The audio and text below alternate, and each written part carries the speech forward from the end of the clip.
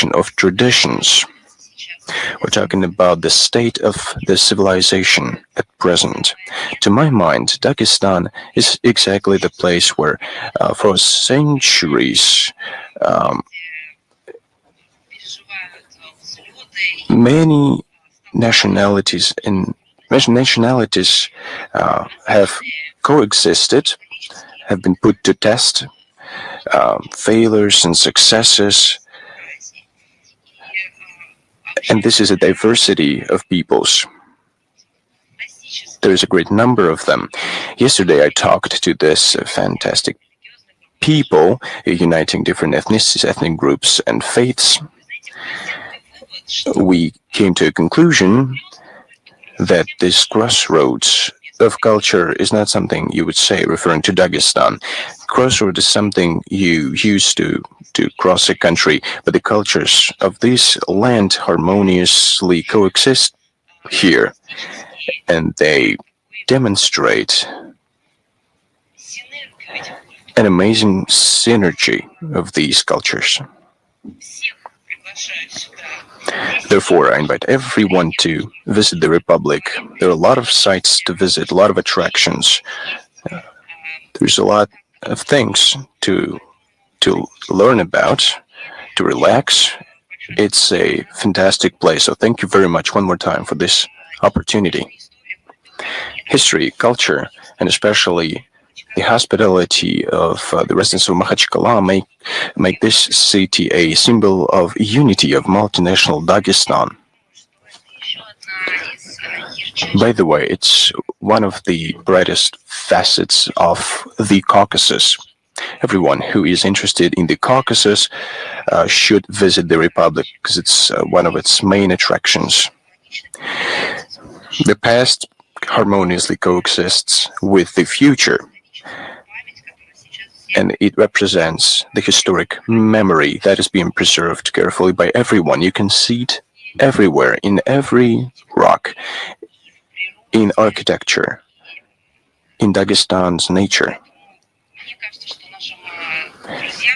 Therefore, I think there are foreign friends or foreign journalists being on the tour from May 26th to 29th. Will have a lot to see. That's industrial potential, social, economic, cultural, historic parts of the Republic, and they can get first-hand replies to their questions about the Republic. We welcome the journalists from Azerbaijan, Belarus, Venezuela, Cuba, Hungary, UAE, Turkey, Iceland, Kazakhstan, Pakistan, and colleagues from regional media outlets. And traditionally, we are going to have representatives of the journalistic corps from different countries. I'd like to start with international and interregional relations.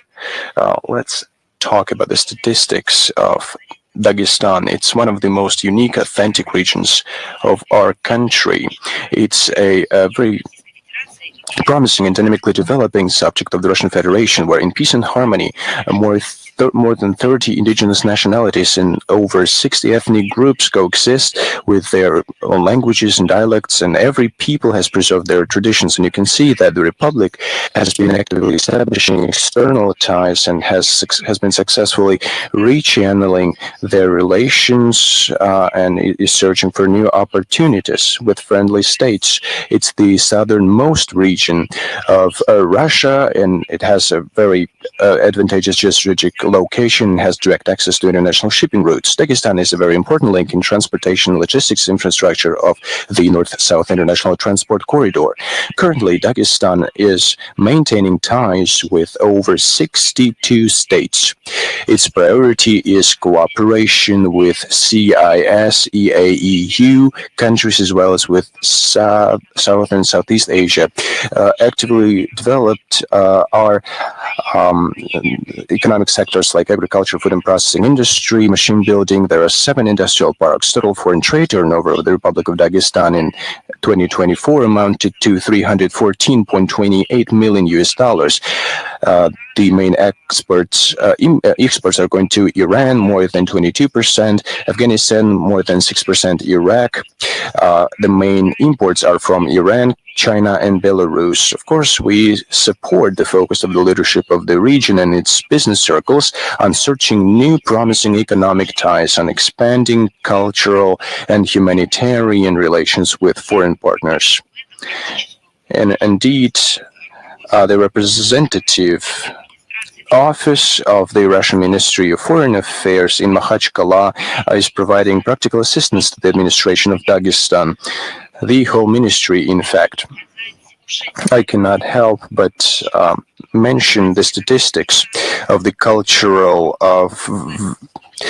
diversity of Dagestan. Their folklore, their crafts have been very popular so far. Yesterday in Durban, we saw the reconstruction of the Azerbaijani theater. It is about to open very soon. About 11 club institutions, 97 municipal schools of supplementary artistic education.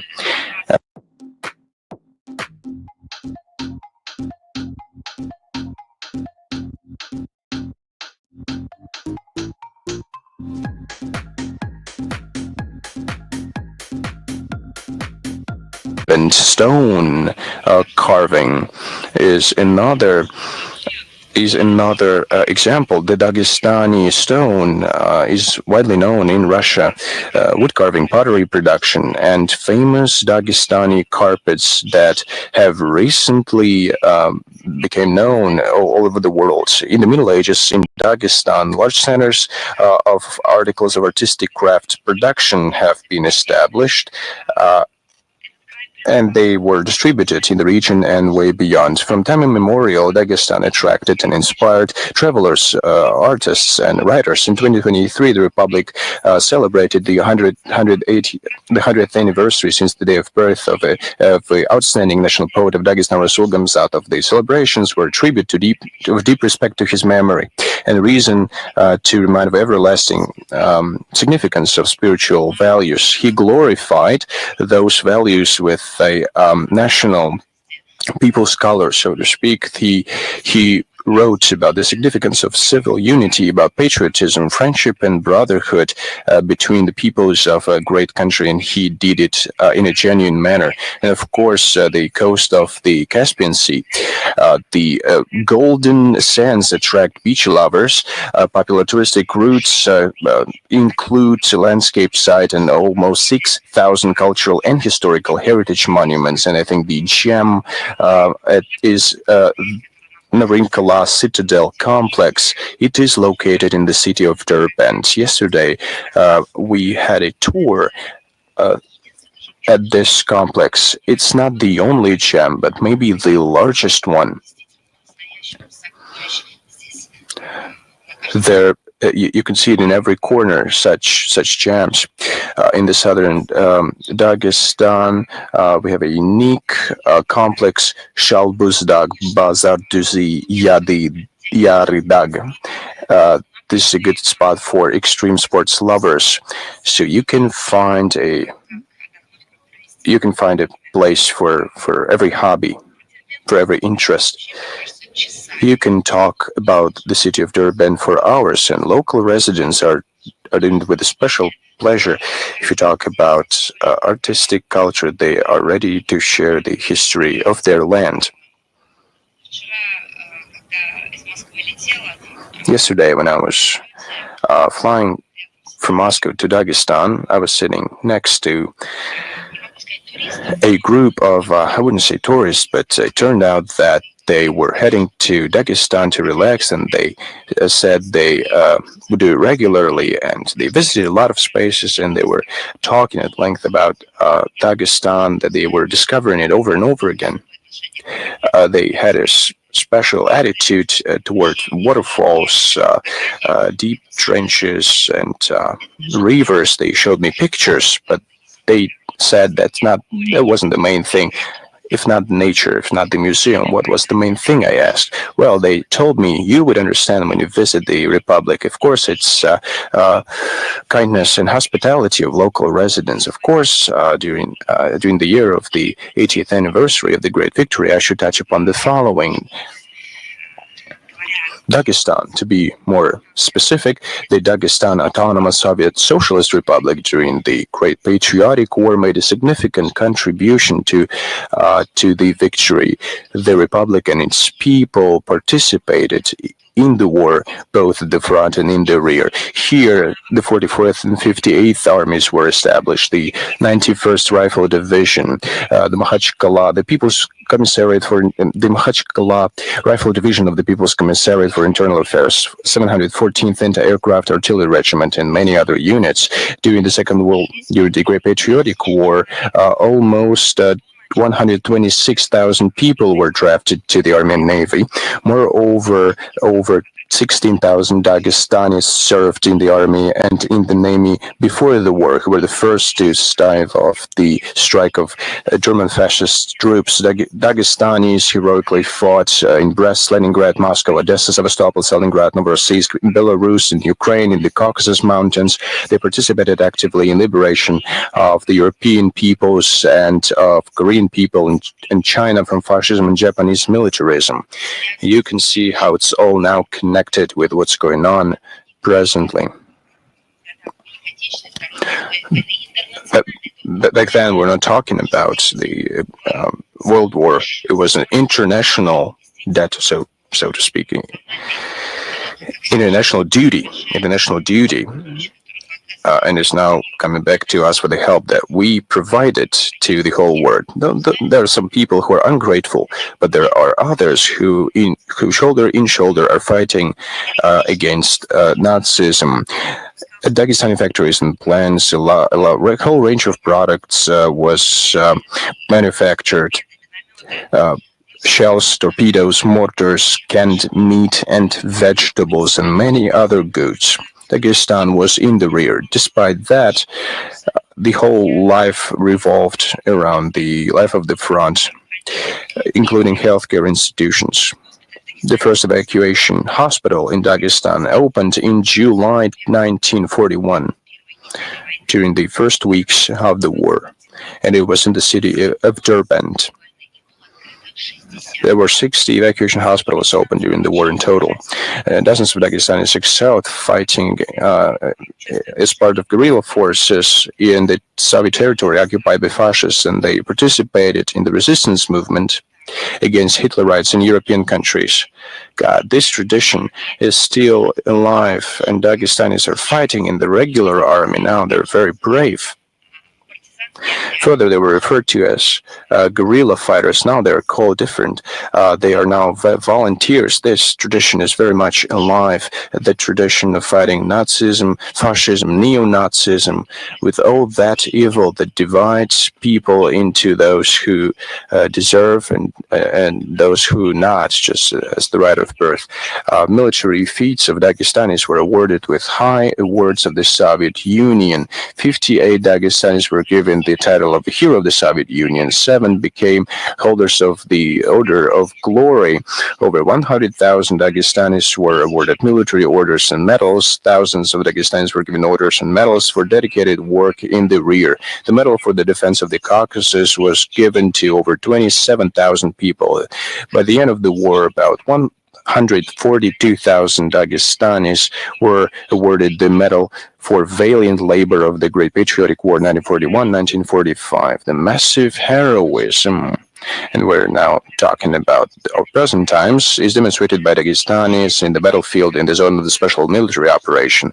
About 1,000 representatives of the peoples of Dagestan have been awarded military orders and medals, and this number is increasing every day. We have been preparing for the briefing, and we read about 9 Dagestanis who have been awarded the title of the Hero of Russia. Now there are 13 of them.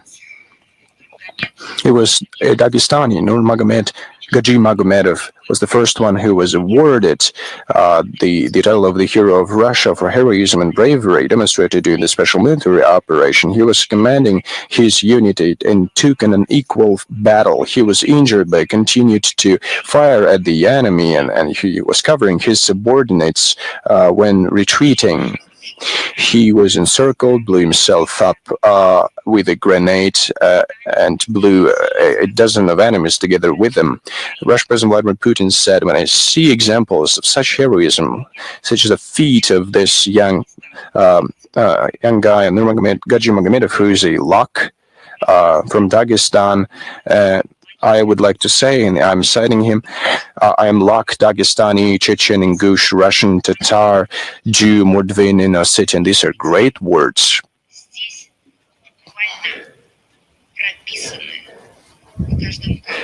And you can see these words inscripted, embedded in each rock, in each tree, in each monument of architecture. You can see this in synergy of nationalities and ethnic groups. You can see the synergy of religions in the best, most appropriate way. Let's go to the international agenda. We should complete all the tasks that weren't completed in the past, and the guys at the forefront, in the vanguard, are doing this now. Now let's talk about the schedule of Foreign Minister Sergei Lavrov. Last time we talked about the events that are taking place today. I'm going to repeat it. Everything is published on the website, official website, in social networks account. On June 2nd, Sergei Lavrov will receive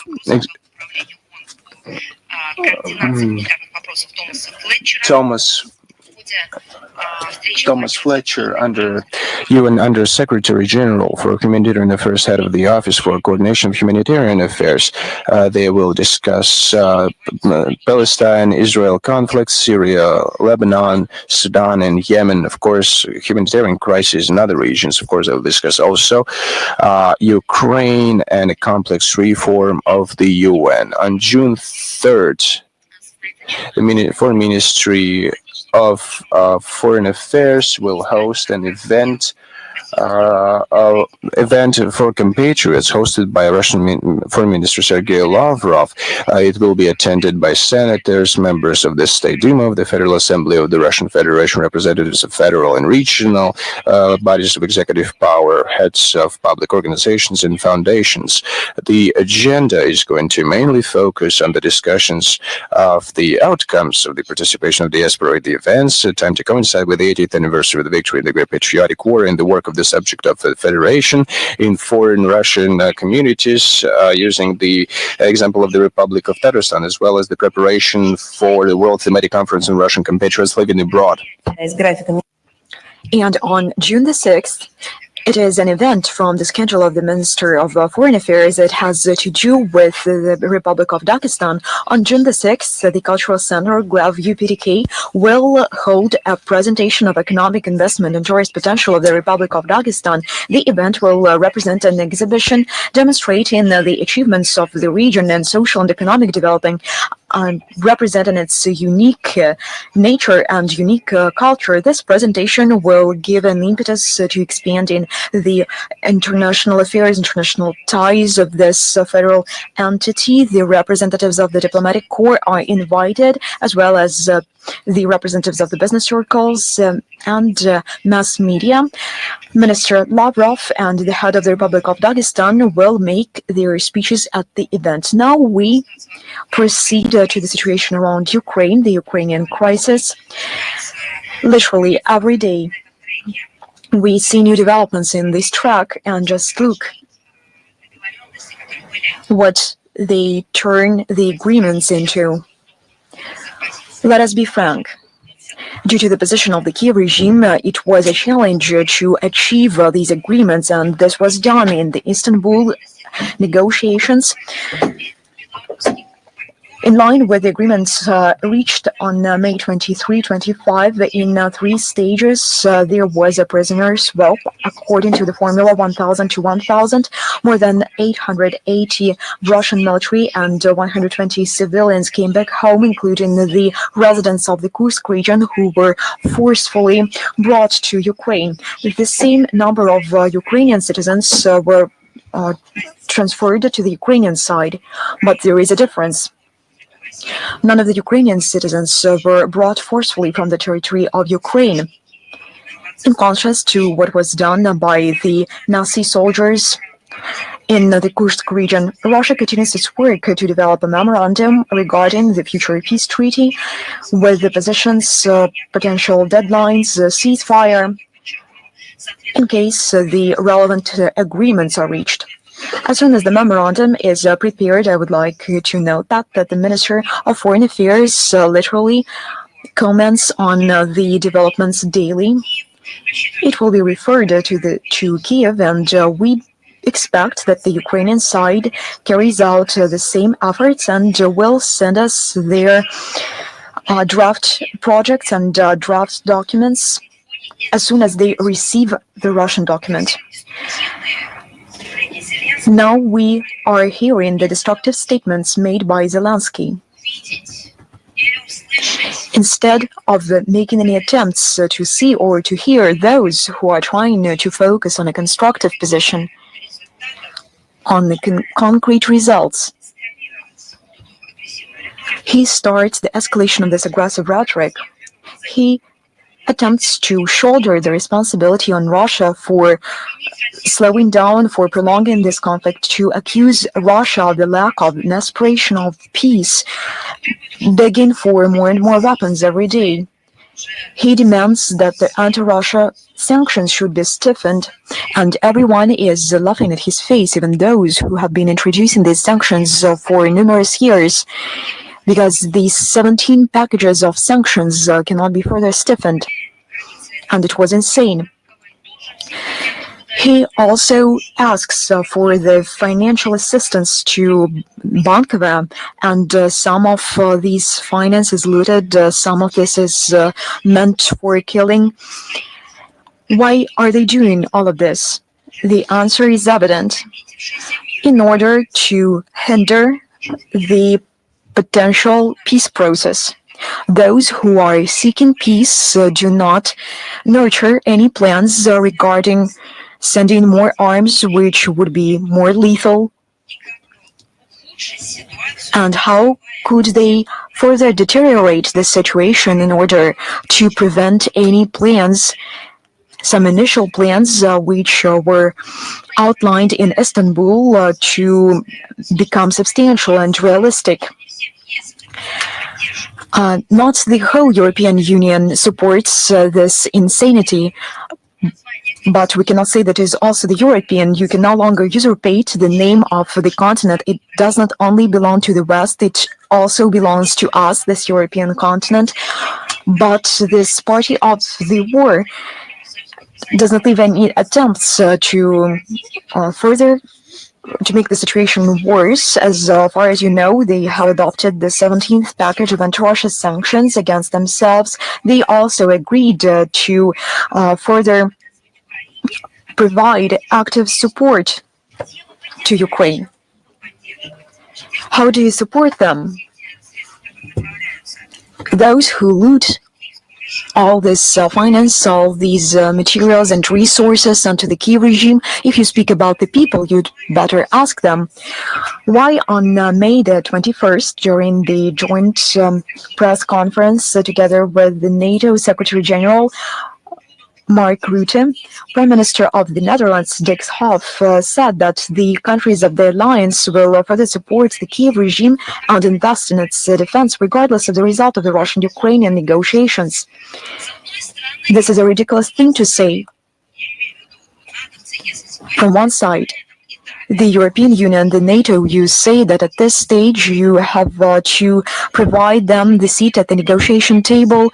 Now you start accusing Russia that it doesn't take the proper approach to peace agreement, to peace negotiations.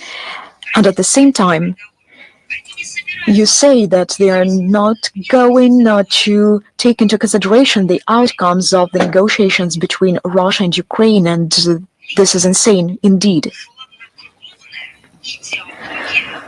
Or this is a cold-blooded ideology of those who support nothing but undermining the remnants of peace to benefit the war. And The Hague on June 24-25 will hold the summit of NATO. In the recent days, the Kyiv regime has actively ramped up terrorist attacks against civilians and civilian infrastructure. They feel this impunity. They perpetrate attacks against civilian infrastructure. As far as you know, on May the 23rd, the Ministry of Foreign Affairs made a statement in this regard, and we provided only some facts of the outrageous deeds committed by the Ukrainian armed forces in the Belgrade region on May the 20th as a result of a drone attack against an agricultural facility in the village of Tsarkovny. 2 women were severely wounded. 2 more women and a 7-year-old girl were injured as a result of a drone attack against a residential building in the village of Shebekina on May the 24th as a result of a Ukrainian drones attack in the settlement of Zazuli. 2 Amercom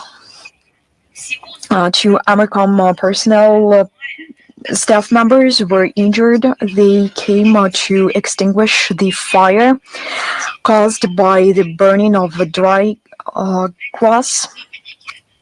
15 civilians suffered from May the 20th to May the 25th as a result of shellings and drone attacks. And you know that many officials, many authorities, they made a meme out of this, trying to explain how you should sympathize with the sufferings of an individual. They started analyzing doctrines regarding the human rights. They intimidated people. And why now they see no civilians? Why are they unwilling to look at the faces of those civilians in the Kursk region as a result of drone attacks and artillery shellings? A 50-year-old civilian died and 4 were injured. Bandera soldiers perpetrated an assassination attempt against the head of the Belkovsky district, Nikolai Volobuev. He managed to leave the car, which became the target for the drone attack. In March, he was already shell-shocked as a result of a drone attack against the car when he was distributing and he was delivering bread for the residents. 64 residential buildings were damaged, as well as 28 apartments. The city of Rilsk also came under attack. The building of the child sports school, 2 apartments, and 2 administrative facility sites were damaged. And I can see that in some time for the American and British tabloids, this will become a revelation. They will provide some sensation materials, some digits and numbers, and we provide this information on a daily basis. They are accessible to everyone, and behind all these attacks, there are the names, the dates of births, and the dates of death of real people, the places where they were treated in hospitals, but they are no longer interested in this. Remember what was the case with Bucha? There are no names, no last names, no dates of birth, no places of death, but the name became a meme for Western journalists. It is as if they started a hunt against civilians. On May the 22nd, as a result of drone attacks against the settlements and villages close to the border. A civilian died and 2 people were injured. On May the 23rd, 2 people died and 1 was injured. When I spoke about damage in residential buildings and the children's sports school, 5 people were injured and became the victims of these attacks. As a result of targeted strikes against the region of Kherson, 1 person died and not less than 10 were injured, including a 17-year-old girl. According to the investigative committee of the Russian Federation, during the special military operation, more than 43 Russian regions became the target of Ukrainian armed forces attacks. They understand that they are suffering losses and very tangible ones at the battlefield. That is why they are targeting civilians, thus fully transforming themselves into terrorist extremists. The Kiev regime, using terrorist methods, is trying to create the so-called illusion of their capacity to hold negotiations when they have no position of strength. But in reality, they demonstrate their incapacity to do anything, and at the same time, their pathetic essence and their pathetic nature. Russian courts are still announcing sentences for Ukrainian neo-Nazis and mercenaries for their military crimes. The mercenaries from Georgia, United States, and Australia received 14 years of imprisonment.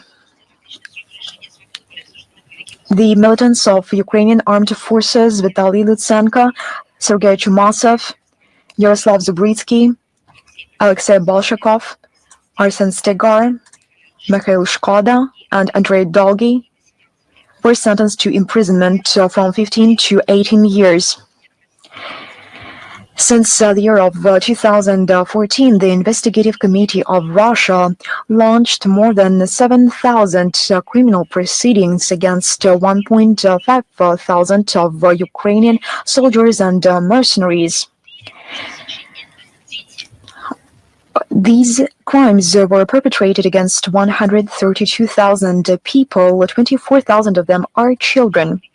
These sentences are announced both in presence and in absence. More than 24,000 of children died or suffered. Where are the specialized agencies?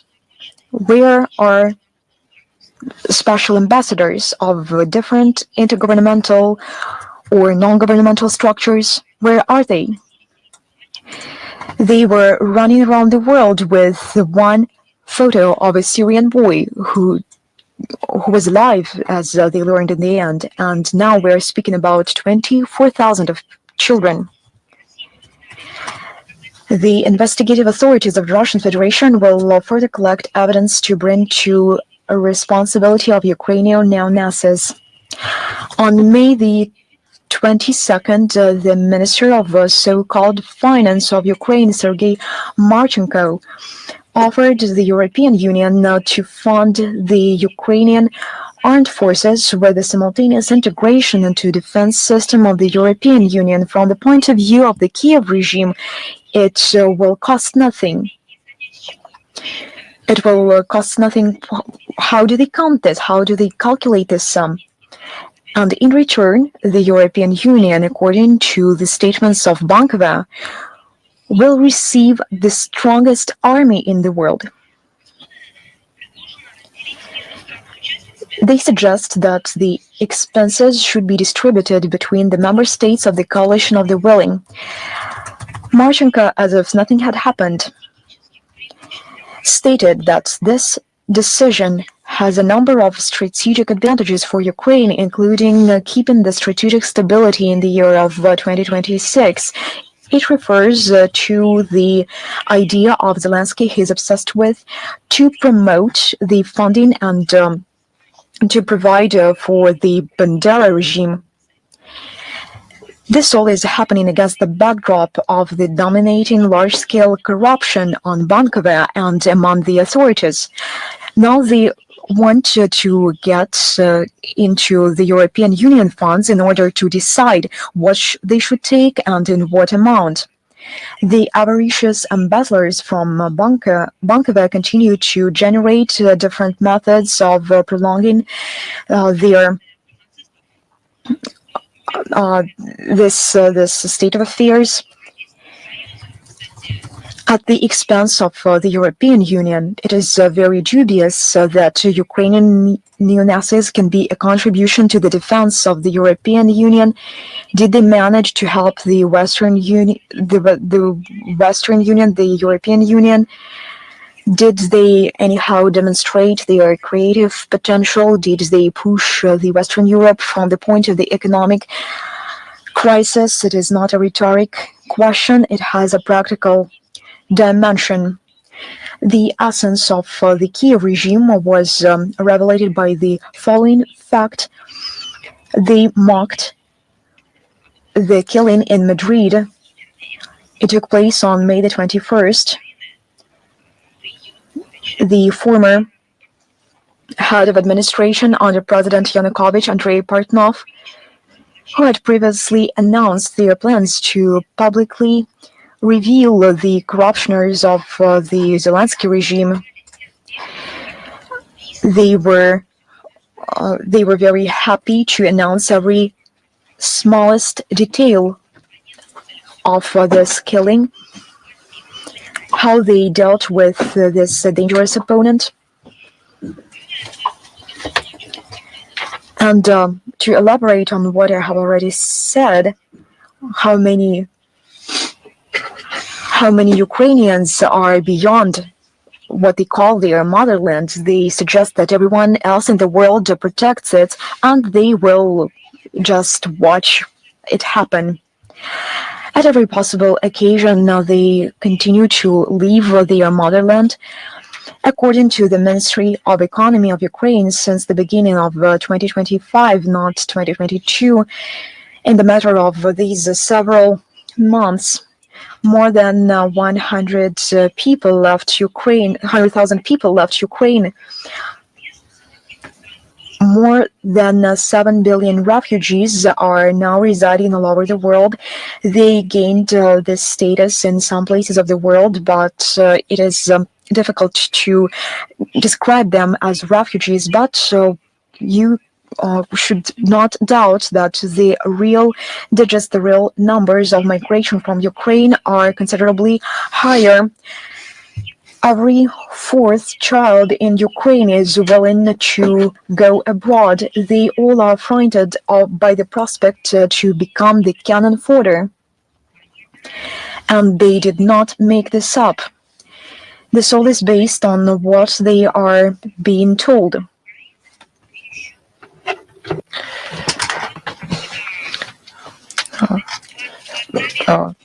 Irina Vereshchuk said openly. She said, she meant Ukrainian children have to prepare for war. Whether there's a ceasefire, a truce or not, the war, she said, is here for a long time. This is very important to hear to all those in the West who says yet again that it is Russia that sees the ceasefire in the wrong way. We understand what who think only about war have in mind, and of course the Friends of the Kiev regime has no limits when it comes to orthodoxy in Ukraine. On May 20th, it sounds terrible, but I cited the transition period established by the law to defend the constitution in the religious organization expired. And officially, among people, it is known as the law banning the Ukrainian Orthodox Church. According to it, the Zelensky regime is going to launch their procedure to inspect religious organizations to find their affiliations with the Russian Orthodox Church. But what is this? They will check documents and finance documents. Their aim is clear. They want to remove the canonic church and to take all its property to the so-called Orthodox Church of Ukraine. They decided to start from the top, from the Kiev Metropolia of the Ukrainian Orthodox Church. The inspection was launched on May 20th. The head of the State Service of Ukraine on Ethnic Policy and Freedom of Conscience, can you imagine that? Zelensky made it clear that if within a month the Kiev Metropolia does not sabotage with the Russian Orthodox Church, it will be removed under the court decision. What's next? Do they want them to refuse Jesus Christ? They want to destroy the true values tested by thousands of years that are part of the worlds of civilization and to establish their own values. 80 years, something like this, there was an attempt to do the same thing, but it was futile. Now, some 8,000 parishes of the Ukrainian Orthodox Church on the territory under the control of Ukraine are threatened to be closed down. They are going to close down 8,000, I'll tell you one more time, parishes. They want, I quote, clearer. They want the representatives of these parishes to make clear official statements that severing ties with the Russian world is irreversible.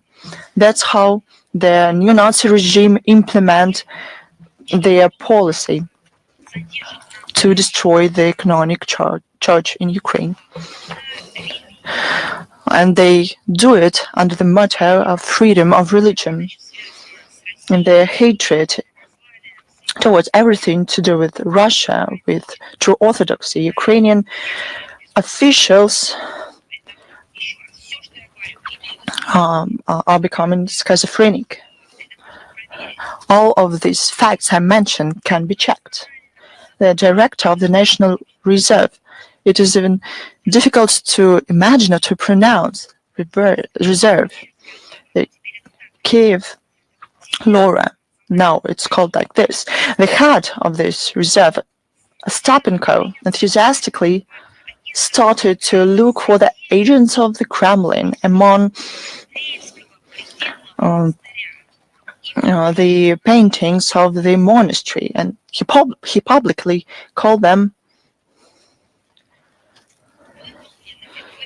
made in the Empire style, and called them the frescoes of the Russian world. I'm not going to cite those crazy words that he said about the saint people. They were saint for many centuries. It is sacrilegious even to say out loud. We published 2 reports about the persecution of the Orthodox in Ukraine. The third is about to be published. But Ostapenko wasn't saved by this, by his actions and words. But do you know why? It's natural to think that the presidential office probably took note of it, or human right defenders prompted them that this person cannot represent anything to do with the reserves and heritage sites. You will be really surprised. He was fired for another reason, as Mr. Dachinsky, the head of the service, said he was fired because of his position on, towards the fight with the Ukrainian Orthodox Church. He said that the activities of the Moscow religious organizations are banned by law. It's the Ukrainian minister says, and the Moscow priests desecrated the Laura, and he said that the Moscow spirit mustn't be there. And the process of cleansing the Ukrainian sacred places, can you hear that? Is a priority that demand effective decisions. We call on the relevant international structures and international public to condemn this violation of freedom of religion. I don't know what kind of words they should found, but it is terrible what's going on. This includes the violation of freedom of religions and freedom of people of faith and priests. The same hatred and anger is caused in the current Ukraine by the monuments to the Soviet soldiers. In Odessa, according to the local media, national radicals came from other regions of Ukraine took down the memorial plate in honor of children from special artillery school who fought Nazis.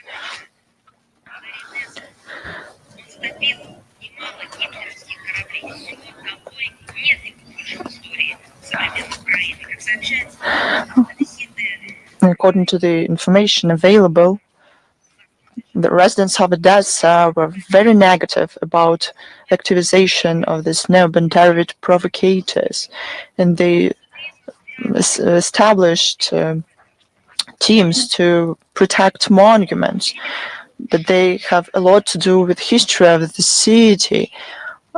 These people can live now because of those heroes. In the village of Sursko-Litovsk, the local authorities and radicals took down a memorial plate dedicated to residents who fought with Nazi invaders. In the village of Karvagi,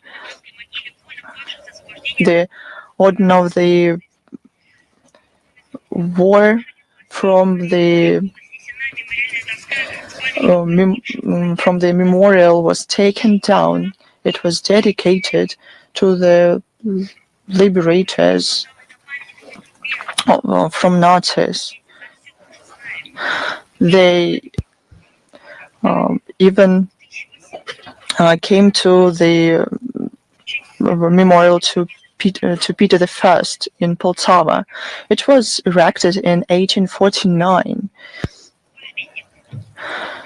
It was erected in 1849, and it endured all the eras and epochs, the shift of historic paradigms, cold and hot wars. But it didn't endure neo-Banderovics. It was taken down. But their aim to forget the history of Russia won't be achieved. All these memorials will be revived. There's no doubt about it.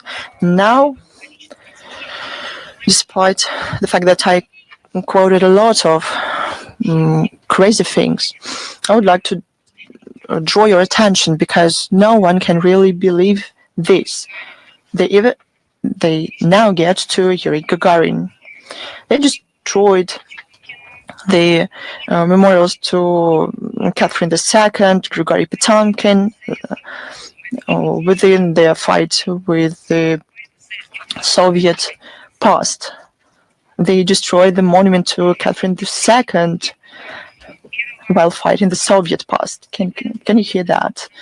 There's information in the media that nationalists from the movement Decolonization.Ukraine demanded to take down the plate with Yuri Gagarin with the words in Russian language.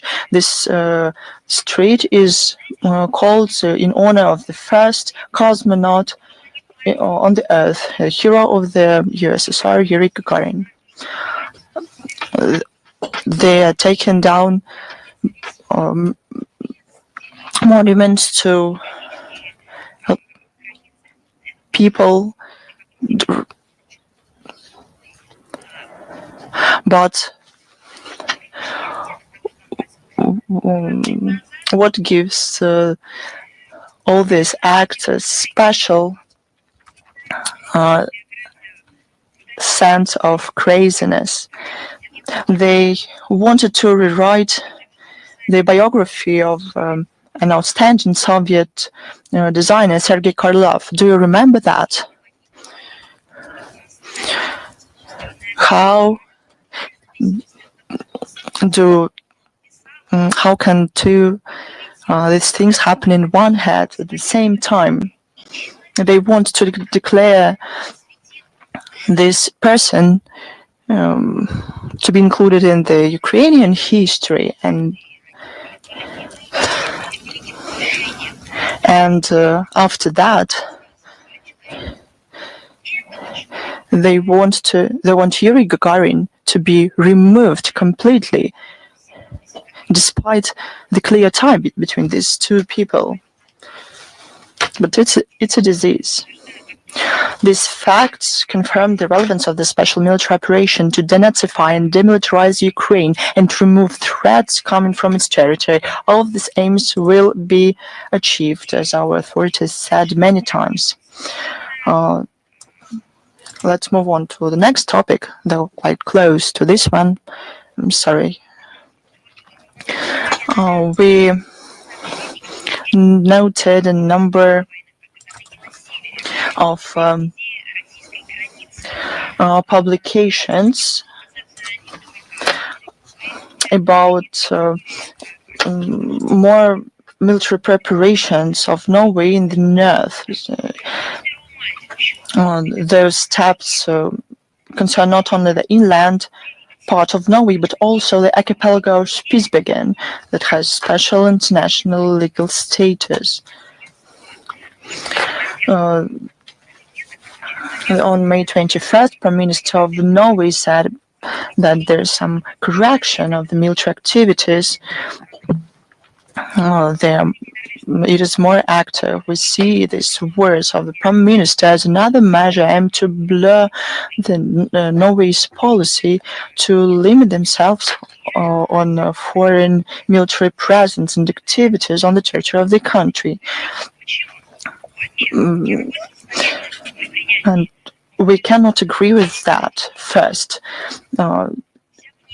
Oslo cannot make any independent decisions here because all the foreign and defense policy of Norway is aimed at achieving goals of NATO. One more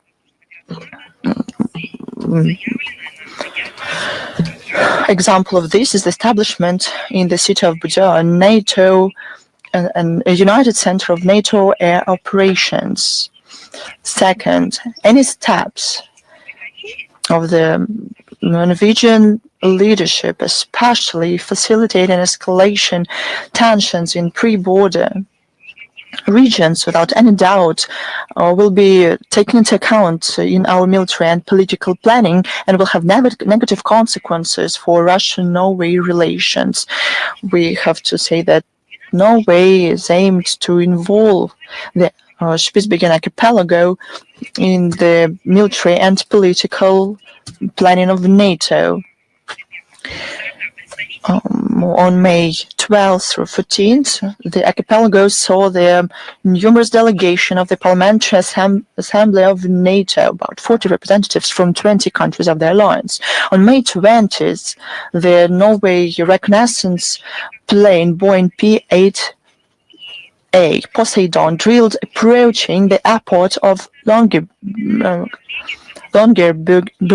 that is of purely civilian status.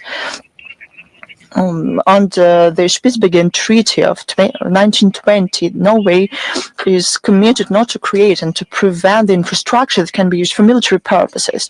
And all these actions of the Norwegian authorities implemented to ensure their security in reality lead to high military activities close to the Russian borders.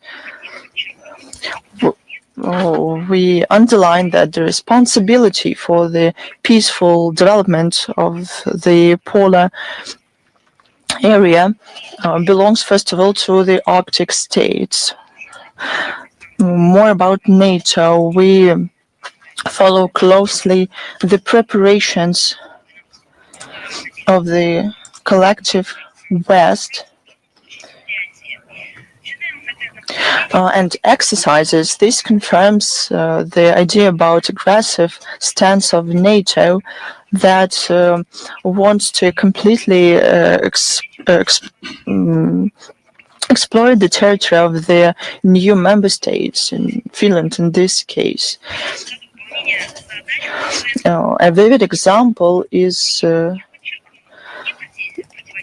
the involvement of ships and soldiers from Germany, Sweden, and Estonia to the exercises Narrow Waters 25.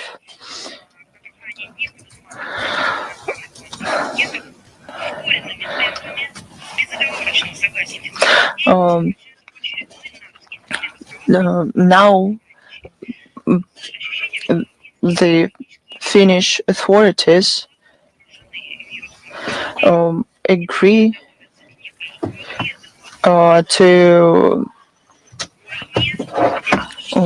to further escalation on the Russian borders. They want this. They spent billions from their budget to the imposed narratives from the outside. They have internal issues, first of all, in social and economic sphere, but the authorities ignore this completely. There's an impression that they're pushed to some kind of precipice and they don't even understand where they're moving. It's up to the people of Finland to decide, but we understand how the information space there is blocked. And a lot of people don't really understand what's going on and what is happening.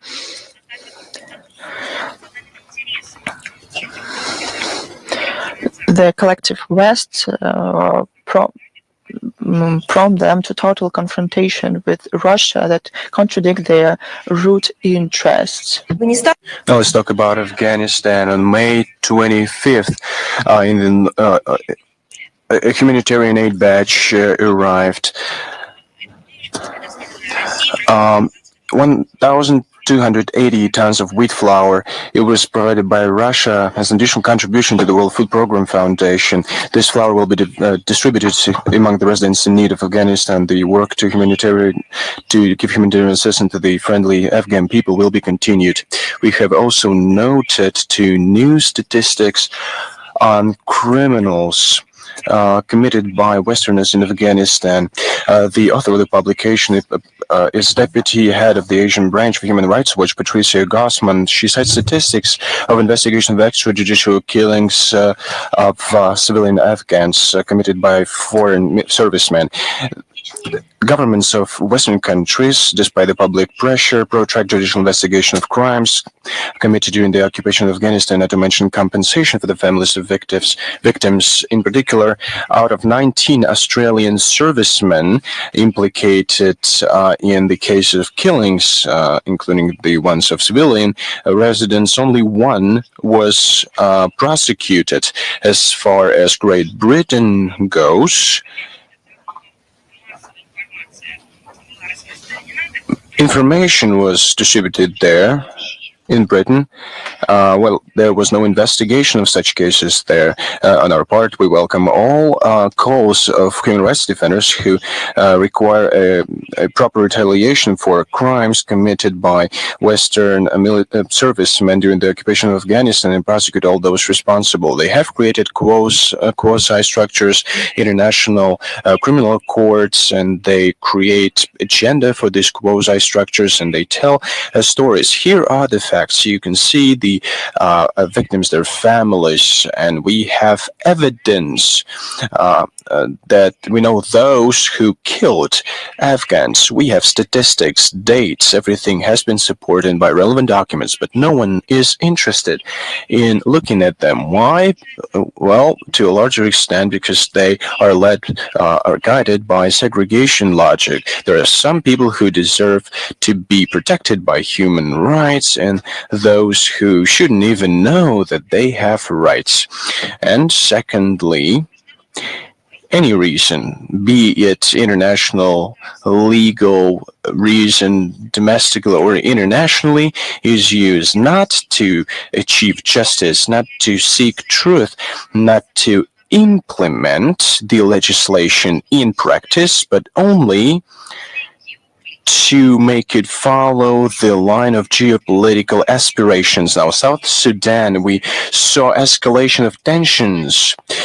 It causes deep concern. We see clashes that leads to casualties, including among civilians. The situation is exacerbated by this ethnic component. We believe that the solution by force is not possible. A new round of escalation of armed confrontation in South Sudan is a challenge for the whole sub-region. It is full to the brim with negative factors. These are domestic conflicts in Sudan and Somalia, in the east of the Democratic Republic of the Congo, instability in the African Great Lakes and in the Horn of Africa, geographical proximity to the Sahel region, with a whole number of problems. Thus, prerequisites are created for wide destabilization in the conditions of transparency of the borders. It contributes to a transfer of operatives and illicit arms trade and other criminal activities. It's very important to look at the efforts of African community to peacefully end block military and political crisis in South Sudan. We hope that the South Sudanese sides will support African partners' help and will show political wisdom and will help to curb the further escalation of the armed conflict and return to updated agreement and peaceful settlements of conflict of the Republic of South Sudan of September 12, 2018. Now let's go back to the celebration of the great victory in the Great Patriotic War. Now let's see what happened on May 9th with our foreign partners and allies, like-minded countries, celebrated the 80th anniversary of the great victory. Well, let's see how our foreign allies in the anti-Hitler coalition celebrated this event. Well, you saw this. For example, for Global Affairs Canada was not really happy to celebrate this event and propose its own version of the Victory Day. Well, excuse me, how is that possible? How can they have their own version of the Victory Day? Well, they celebrated the Victory Day. They had proper legislation. We receive foreign guests who, in line with the historical truth, reaffirm their approaches towards what is a objective truth. What kind of a or no version of the victory can they have. They deliberately distort the memory of the victory of the war. It demonstrates their deep ignorance and their evil intentions. They discredit the Canadian side, first and foremost, who is guided by momentous notions, and they're following the Russophobic line against themselves. So, of course, it especially outrageous because official Ottawa is allowing itself slanderous allegations. At the same time, at the national parliament, they give a standing ovation to the Nazi collaborationist of the 14th Waffen Grenadier Division of the SS 1st Galician, Yaroslav Gunko. Annually, Canada votes against the resolution of the General Assembly on the combating the glorification of Nazism. The same Canada is telling us that we are not celebrating the 9th of May properly. Well, let me tell you that Canada does not declassify Library and Archives Canada's lists of Nazi criminals and their henchmen who found safe haven in Canada. Well, they should look at themselves and maybe they'll have an answer to their questions. And of course, another contribution was made by Canadian ambassador to Moscow, Sarah Taylor. She wasn't satisfied with those offensive Russophobic commentaries after the flower-laying ceremony at the Motherland Monument at the Piskarovsky Memorial Cemetery in St. Petersburg. In social networks, we heard an appeal coming from her, and I am quoting her. Well, excuse me, but I should do it, but one has to understand what they're infected with. So she said, and I'm quoting it, the Canadian ambassador, the Russians usurped the right to the victory.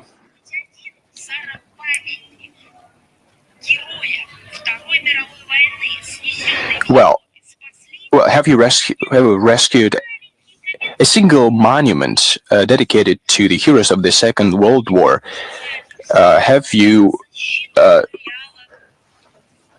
posted anything on the social media to condemn barbaric destructions of the tombstones dedicated to the soldiers who fought against Nazism on the European continent?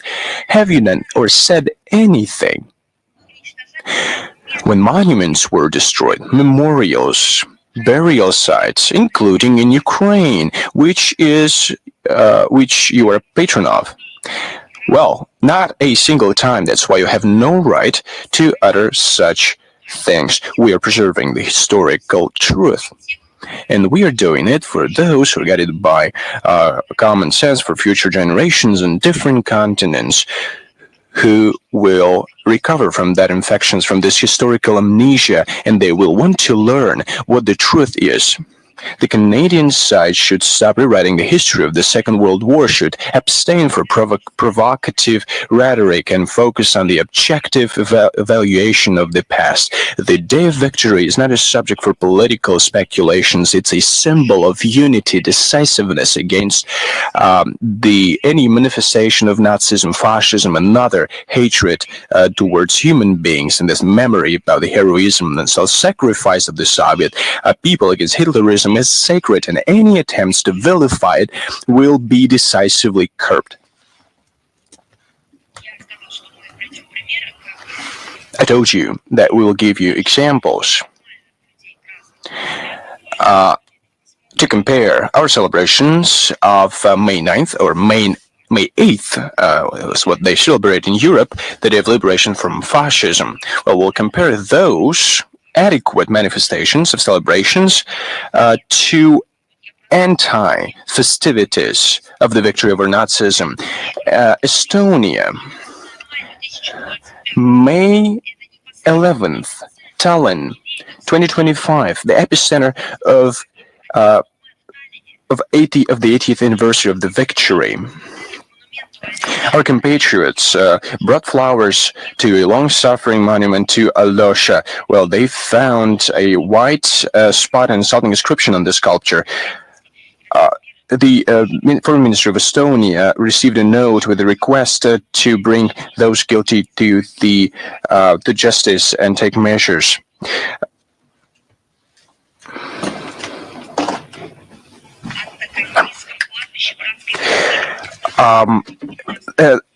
Overnight into May 9th in Vilnius, unidentified persons poured red paint on the sculpture of soldiers and the tombstone on the Antakalny cemetery. On the eve of the Day of Victory, vandals desecrated the mass grave in the city of Uten.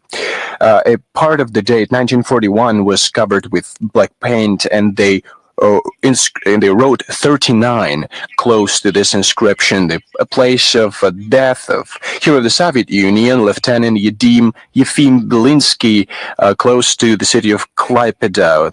Is another example. The concrete tomb was smeared with mud. They desecrated the hero. They desecrated themselves by doing that. Germany, one of the most cynical incidents happened in Bavaria. Compatriots residing in Munich reported that from the wreaths that were laid on May 6th to the monument on the foreign execution site of SS in Hebertshausen, close to the Hell Memorial site, that were laid by Ambassador of Russia and Consul Generals of Russia and Belarus.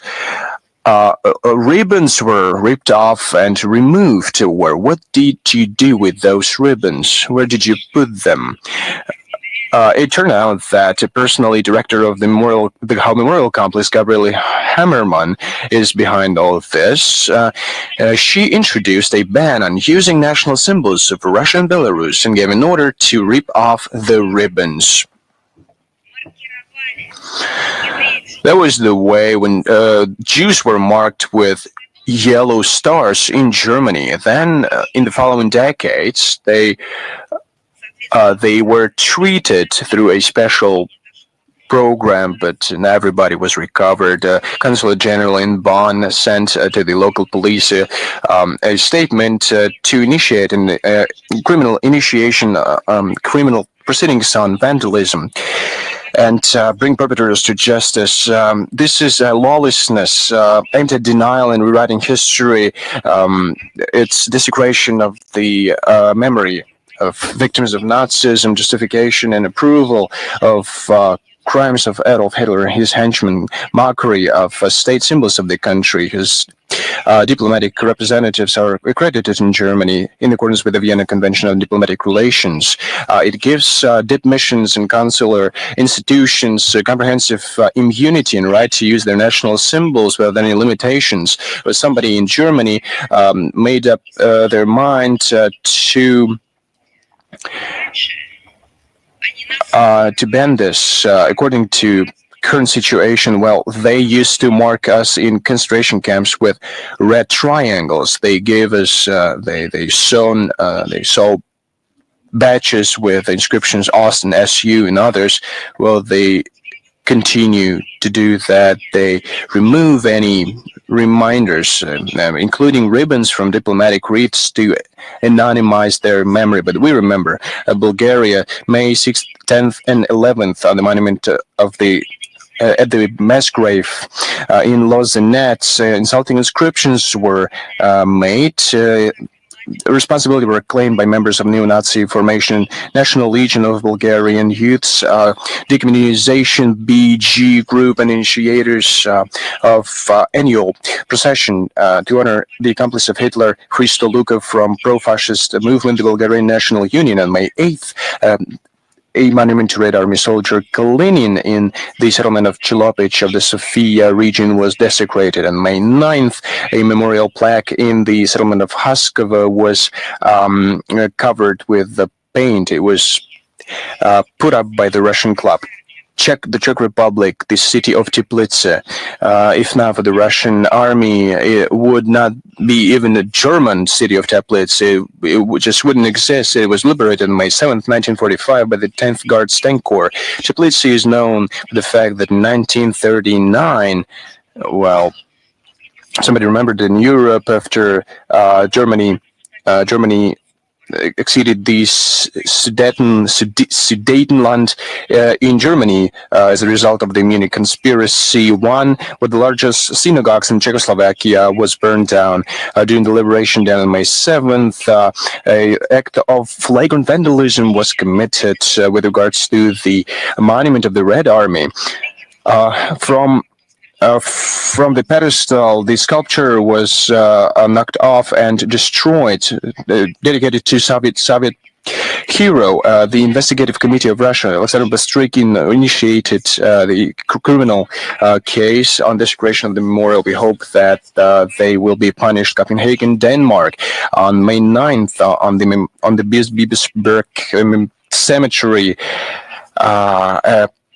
A monument was sprayed. It was dedicated to Soviet soldiers. Every act of vandalism is another brown spot of reviving fascism on the map of the European Union. We'll just wait a bit, and the US will not be able to wash off this shame. The Russian embassy returned to Danish authorities with the requirement to investigate this act of vandalism and to bring those guilty to justice.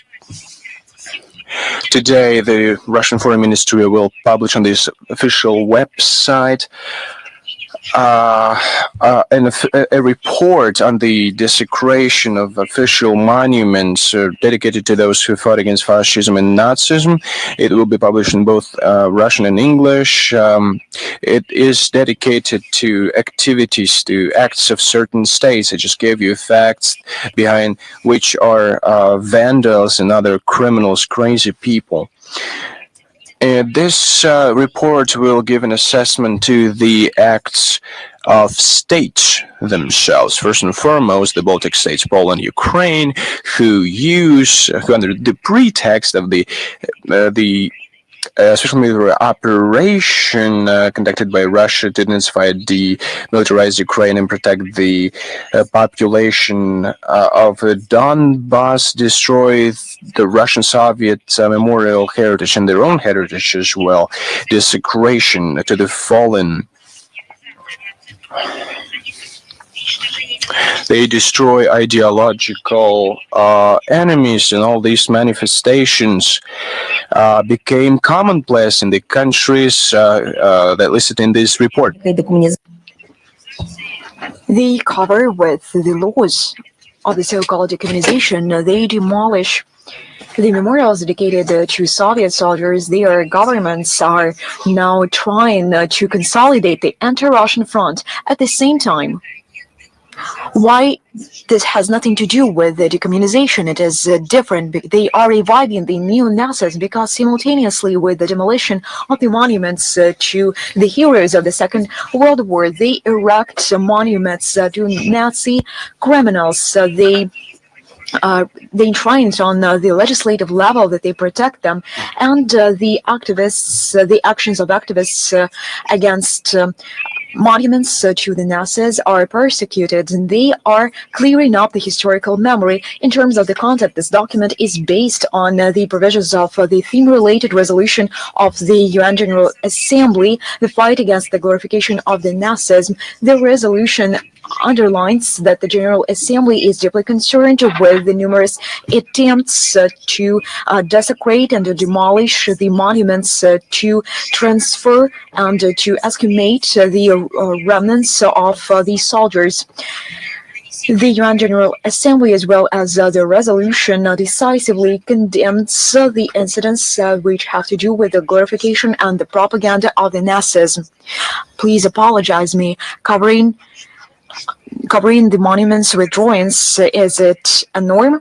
Russia, as the country which suffered numerous losses in the Second World War and the Great Patriotic War, will never let anyone to forget the lessons of the past. Our country, together with our allies and together with the like-minded states, will continue its targeted activities in order to prevent the distortion of historical truth, including the liberation of the Central and Eastern Europe from Nazism. We are not going to publish only this report. We will also support the activities of the civil society simultaneously with the public structures, they themselves on their own, based on their moral values, perhaps based on their family history, or just the perception that one must fight for the good.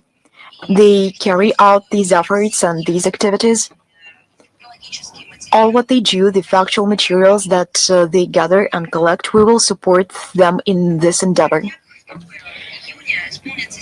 The other day, on June the 12th, we will celebrate the 70th anniversary of the space launching facility Baikonur. It was the place where the humanity made a step into the outer step. We congratulate everyone who has to do with this event. It won't be an exaggeration to say that on Earth there is no one who doesn't know what Baikonur is. It was the place where the first artificial satellite was launched, as well as the first piloted flight, which was carried out by the Soviet cosmonaut Yuri Gagarin. Baikonur is the largest space launching facility in the world. Around 100.5 thousand cosmonauts and astronauts from the USSR, Russia, and other states were launched to outer space, as well as space shuttles as Vostok, Voskhod, Soyuz, and others. Orbital stations Salyut, Mir, and others were sent in outer space as well. And Baikonur is involved in international cooperation as part of the International Space Station. Baikonur has a very important international meaning and importance. This is a symbol of many-year friendship and partnership with the full respect of all norms and principles of international outer space law. On June the 12th, the Russian embassy in Beijing will organize a reception dedicated to the Day of Russia. Ambassadors, authorities of the People's China Republic are invited, as well as other representatives. As part of the event, the National Philharmonia Orchestra of Russia will perform by the Great Wall of China, led by Vladimir Spivakov. The program will include the music by outstanding Russian and Chinese composers. At the same time, from June 12 to June 15, they will open the Moscow Seasons in Beijing at the central street of Beijing, which are organized as a part of the cross-cultural years of Russia and China. Everyone will be able to attend the exhibit, the Fair of Moscow Souvenirs, to enjoy the performance of different artists and performers. The Tourist Information Center will open its doors these days. Everyone will be able to get to know the Russian capital, to learn about its rich cultural and historical variety. On June the 13th, China will host the conference, The Cities of the Future, Synergy of Strategic Partnership between Moscow and Beijing, where the participants will discuss the sharing of expertise and cooperation. Now I'm ready to answer your questions.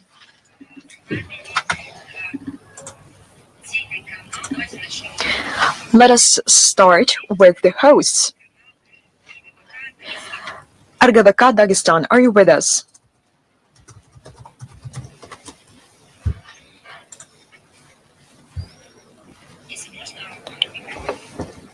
Will you please turn on the microphone?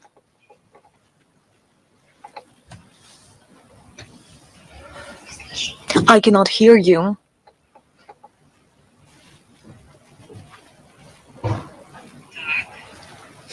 Well, colleagues, please tell me.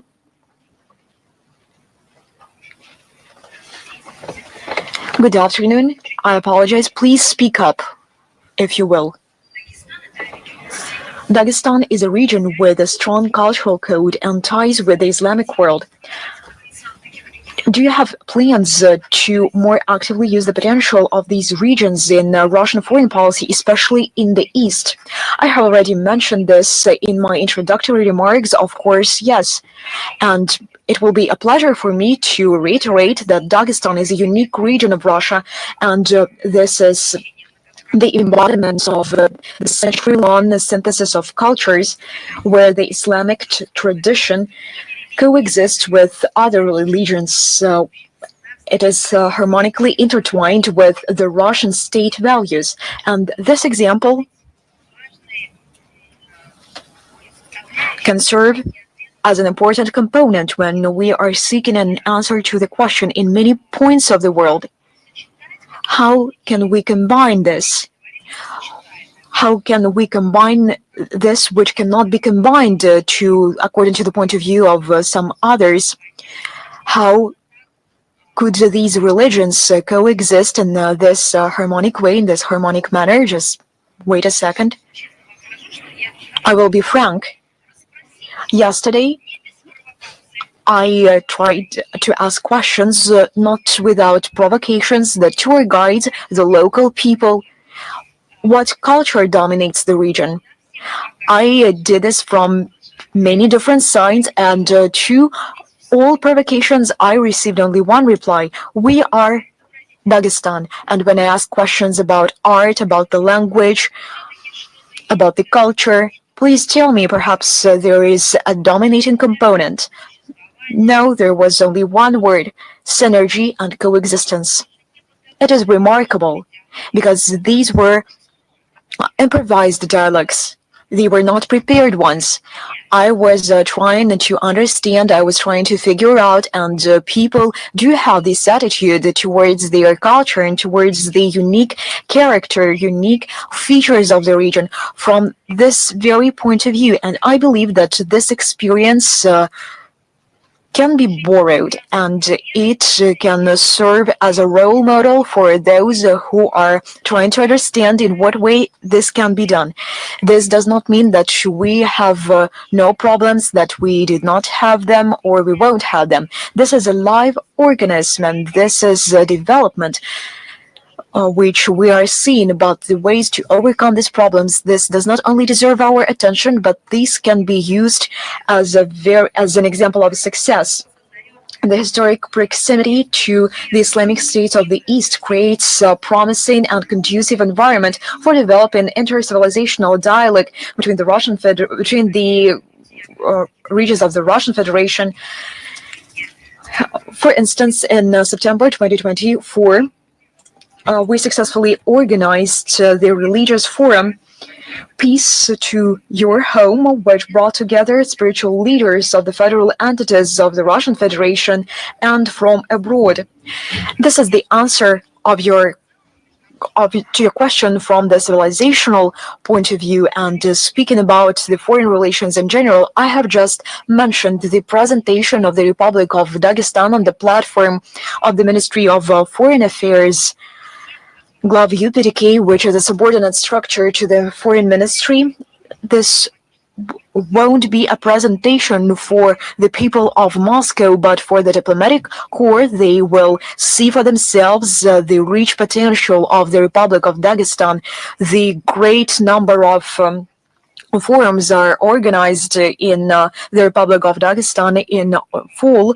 The digital forum will also be held there with the international participation. These are just some of examples. This is not the matter of the future, because the experience of Dagestan is successfully used in foreign relations of Russia between the eastern states in the context of the coexistence of religions and cultures. The region increases and boosts its ties with the Organization for Islamic Cooperation. Dagestani universities provide education for students from Syria, Yemen, Sudan. They come back home not only with their graduation certificates, but with the understanding what the advantages of this interconfession dialogue is like. This is only a brief review. Do you have any other questions? This is it. Thank you very much. We are moving forward. Now we will ask a question from the video conference Международная жизнь. Are you with us? Madam Zakharova, you mentioned the sanction pressure. It seems like that our counterparts won't be satisfied soon. They decided to introduce another package of anti-Russia sanctions and to isolate Russia. What would you say about this? It is not an aggressive Russophobia. It is an insane, a complete mad Baltic states phobes because they introduce additional sanctions against Russia, and this damages their own interests. They hate their own states. Their own states are natural historic neighbors of Russia, and they have always been. They have always been now promising natural partners of Russia. Perhaps not for Russia, but they are such partners for us, and they cut them away from the resource base, from the markets, from humanitarian scientific cooperation. They cut them off from all of this. What for? Perhaps they made a scientific discovery, a scientific invention, which was nurtured by this Russophobic ideology. Perhaps this was the case. Nothing of this kind. Take any sphere of life. They have the so-called anti-achievements. In my mind, first and foremost, one should understand that this now is beyond Russophobia. And this is a Baltic states phobia. When we mention the statements of the authorities of these Baltic states aimed at introducing more destructive measures on our shared European continent. On the other hand, perhaps we should turn the blind eye to these statements because they take these positions on a temporary basis. These are not people who are elected by their own people. They come according to the lists. Their own people do not appreciate their actions. They come according to the lists from the European Union and the NATO offices. There is another point here. The destructive line pursued by Riga Vilnius. And this destructive line triggered a massive population outflow from their states. They present their statements as a nation-oriented policy, and it is not the case. And you can see the result. This population outflow triggers not only in damaging and destroying the economy, in destroying education, science, culture, and the society, their whole community. These trends will persist and they will become stronger and more tangible. Russia will further consolidate its ties with the world majority, those who choose to follow the common sense, no matter how badly they want to achieve their targets and how rampant these Russophobic trends become. We follow our own path. We seek peaceful coexistence. We respect the international law, and we want international cooperation, peace, and friendship. Do you have any other questions? Yes, I have one more. If I may. Please do. On May the 19th, the Minister of Foreign Affairs of Moldova, Popshoi, when speaking about the situation in Ukraine, stated that Russia understands only the language of strength, the language of force, and does not seek peace. What would you say of this? Perhaps Popshoi meant his own language. It is difficult for me to comment on this. But I warned everyone that when the Sound regime starts speaking and opens its mouth, they will receive facts and factual information in response. And these are some guideline books sent from Brussels in order to support this subject on the agenda. Perhaps this is a preparation for the elections. We have drawn the attention on numerous occasions that the military structures of the Moldovan Republic are being drawn into the NATO. They pour Western arms into the Moldovan military. They organize military and technical military exercises which do not serve the interests of Moldova. Let me give you some examples which testify to the policy of militarization. On April the 24th, Brussels announced the new package of military assistance to Chisinau in order to strengthen and consolidate its air defense capability. The National Army of Moldova received another package of military equipment and gear, including mine clearance equipment, special transport drones, bulletproof jackets, and others. On May the 15th, in Berlin, they signed an intergovernmental agreement between Moldova and Germany in order to provide financial assistance and sending a consultation group of the Ministry of Defense of Germany in order to speed up the modernization of the military sector. Why are they doing this? In order to make Moldova sink. On May the 20th, the European Union Council adopted the solution to extend the mandate of the partnership mission of the European Union to Moldova for 2 more years up to May 31st, 2027, in order to provide the security of Moldova. What is Moldovan security like? What is the foundation of this? It is education, employment, of course, good neighborly relations with their neighbors. Of course, we understand that they are neighbors with the Kiev regime, but this is not the target and the goal of all this assistance, and who is going to pay for all of this. No one speaks about this, but we will. These are the citizens of Moldova who will have to pay for transforming their own state into another anti-Russia stronghold, because they will have to pay for the service of these many million loans. You remember very well these grants, these awards and others, and common people of Moldova, those people who strive to earn for their living, they will pay for these loans. And they will pay these sums of the assistance aimed at militarization. This has nothing to do with security in this context, and fortunately, Moldovan people understand this quite well. Our contacts with them, I met with some of them during the Russian St. Petersburg Legal Forum. They want to get rid of this logic which has to do with militarization, transforming themselves into the so-called stronghold to serve no understandable reason. And they understand that their security is possible only through mutual respect and mutually beneficial cooperation, including with Russia. And they understand this from theory, not from theory, but from practice. They remember their history, and they separate between the true and the false.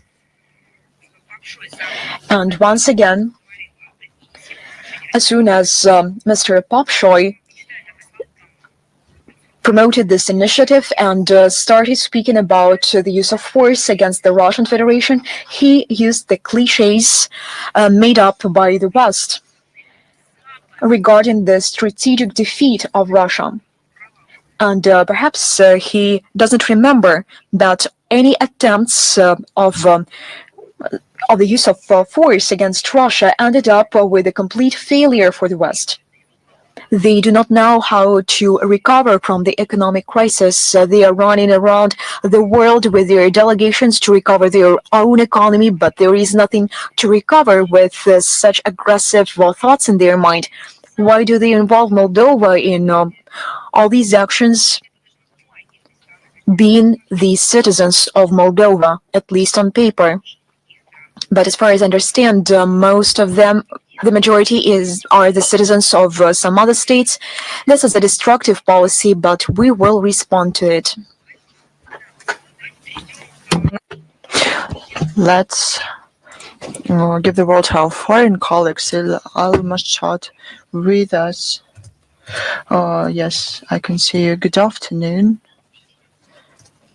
The West continues to introduce sanctions against Russia. You commented on it already. Despite all peaceful efforts from Russia, the sanctions continue.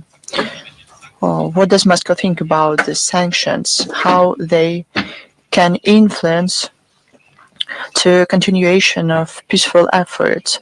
The sanctions started against Russia not in 2022. They were introduced directly and aggressively since 2014, but they also were in place before that. We couldn't fully participate in formats while we were full-fledged members. Think about it. Remember this. We didn't have possibility even within G8 to participate in the work of the economic cluster. Isn't it the indirect sanctions? When it came to real economic decisions, we couldn't participate.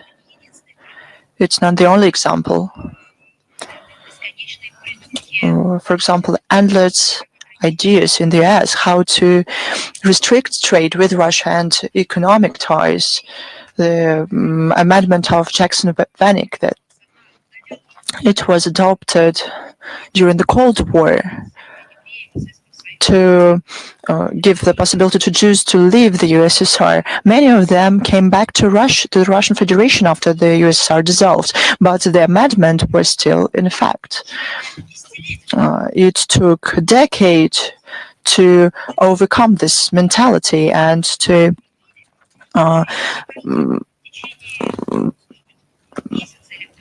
stop this amendment. But after a couple of years or a couple of months, the Magnitsky law and others were introduced. It was politically motivated, based on the aspiration to violate Russia's rights and to prevent us to fully participate in all formats. They used indirect sanctions and restrictions. When the situation in 2015 started with sanctions, we talked that they were anti-Russian, but since 2022, they moved to a full-fledged trade war. Now they have a new status. Those are not only anti-Russian sanctions, but these sanctions against the whole global community. They harm logistics. The problems with payments, blocking of accounts, sanctions replicate themselves to third countries. The story with how the sanctions can be used indirectly. They harm the whole international community. But what's the most surprising thing? Now they adopt sanctions and they do understand that they act counterproductively for their own countries. I cannot remember something like this. They enthusiastically destroy their own economies. How do we respond to this?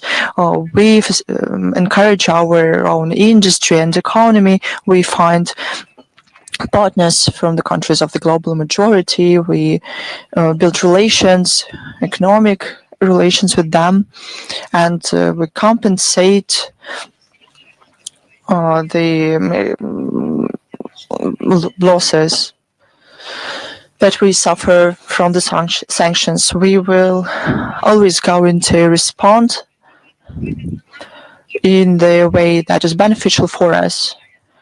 On a large scale, will bring our economy to a new level.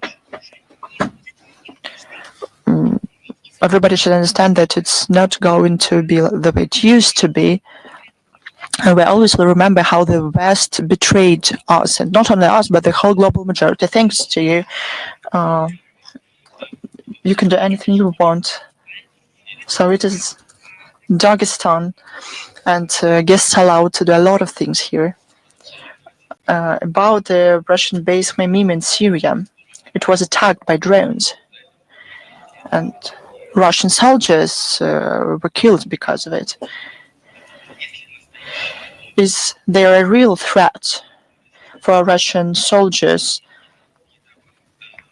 in Syria? Are there any ultimate agreements about Russian bases in Syria with the new authorities in Damascus? This question is in competence of the defense ministry, and they will be able to answer to your questions. As a representative of the MFA, I can say that Russia is prepared to build Russia-Syria ties effectively. We want to realize the certain possibilities that we have in our relations. Our leadership said many things about Russia's presence, military presence there, but it's in the competence of the defense ministry. So something like that. Let's move on. Yes, please. The youth of Dagestan newspaper. Many African countries in modern realities are drawn to Russia. They see a reliable partner in Russia, not a new colonizer that wants to enrich itself. But not all the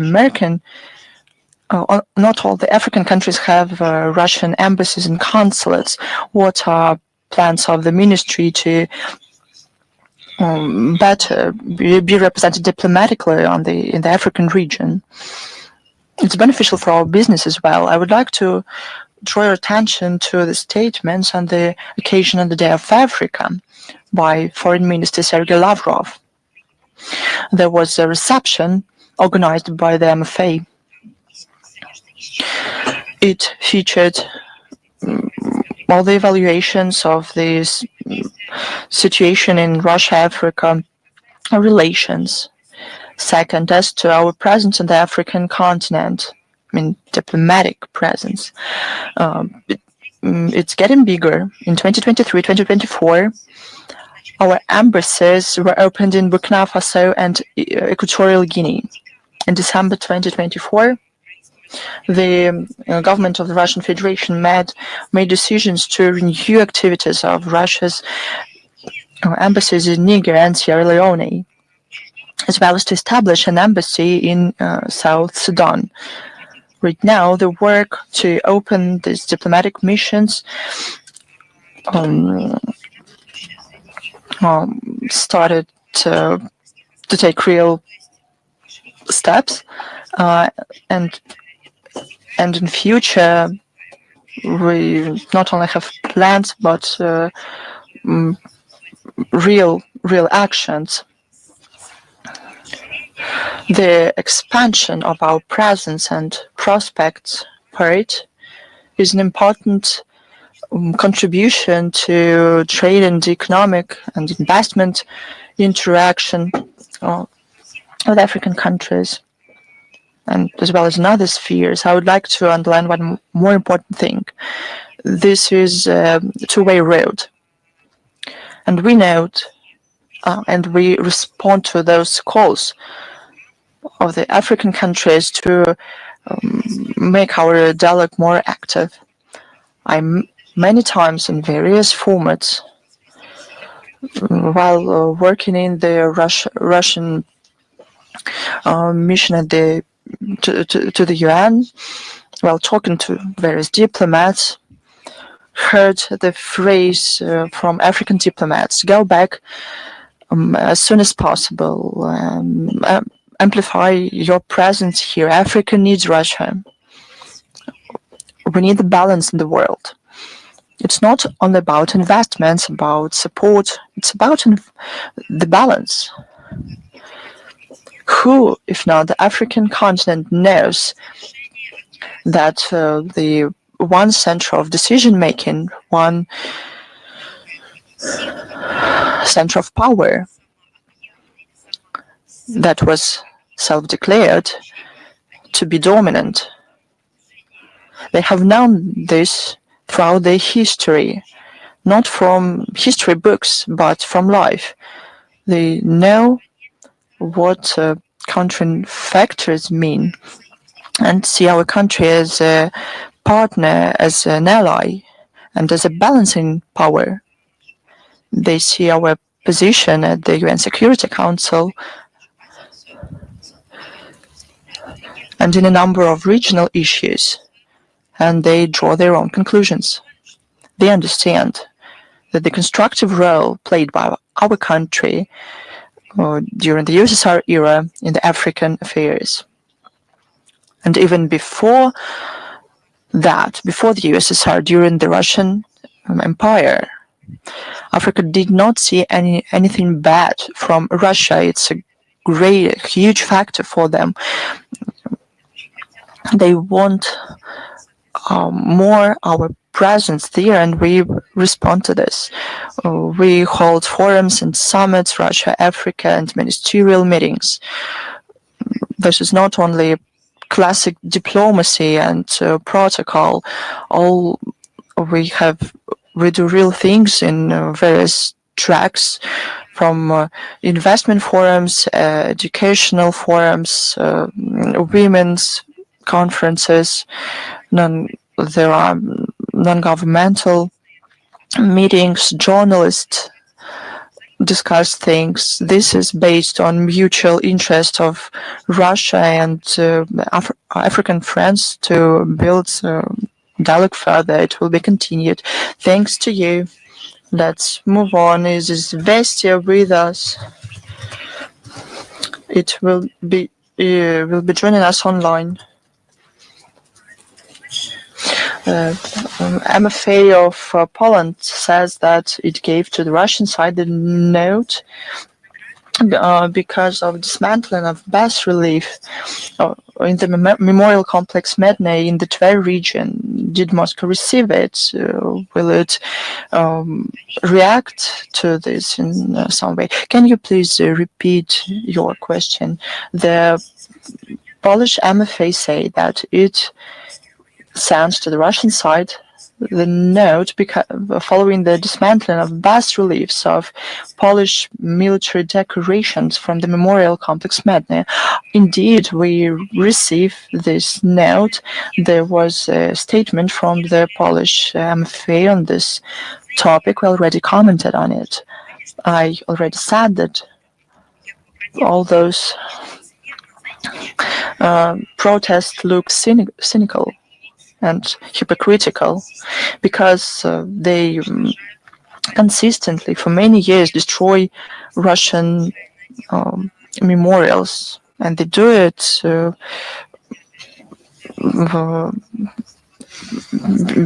because they, in a targeted way, with the agreement of authorities in some cases. And this is a special cynicism, because the note mentions bilateral documents providing for the preservation of burial sites and memorial places. Russia for many years has mentioned this and cited those documents, but what Warsaw ignored them. I have nothing to add to this. Thanks to you. Is Ria Dagestan with us? Good afternoon, colleagues, Madam Zakharova. I would like to ask you the following question. What are the prospects for Russia's cooperation with Middle Eastern and Caucasus countries in security and counter-terrorism? It is very important. Thanks. Thank you.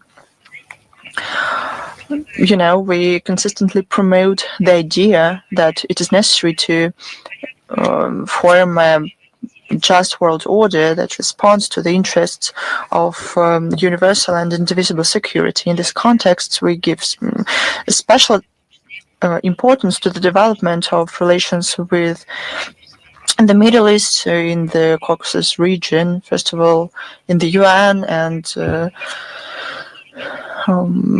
international regional platforms like SCO, CIS, CSTO, Russia and the Middle Eastern countries maintain sustainable cooperation on a wide range of issues based on common approaches to key global and regional issues. Given, unfortunately, high level of conflict and crisis factors in the region, we and these countries, including Syria and Iraq, have intensive dialogue in countering terrorism and radicalism. You see that the situation remains quite difficult in Syria. They experience problems with statehood building, with sovereignty. There's a serious threat from terrorist groups operating in the country. We hope that the new Syrian leadership will make active steps to stop their activities and to ultimately resolve the issue of foreign terrorist fighters that are a threat not only to Syria but to the region in general and the whole world.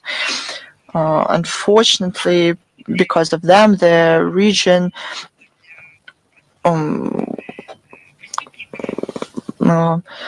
have favorable conditions for these criminals. We think that Syria has no place for people stained with blood. They have nothing to do with the Syrian people. We support the efforts of the Iraqi government in counterterrorism and want to develop cooperation on this track. Thanks to effective measures of the authorities, we manage the terrorist activity of ISIS is curbed. We oppose any interference into internal affairs of this country. Unfortunately, new hot spots and exacerbation of the military and political situation in the Middle East is caused by destructive policy of the Western countries to forming dividing lines, encouraging regional disputes, a weaker authority in the countries of the region, crisis there lead to terrorism spilling over. We maintain active dialogue with the Caucasus partners to strengthen security in the region. We maintain close cooperation with Azerbaijan, Armenia, Abkhazia, South Ossetia in counterterrorism. There's a legal basis that works effectively between our law enforcement bodies and special services of our countries. We build up this work in counterterrorism, and there's mutual interest in it, and there's more prospect for this as well. Let's move on.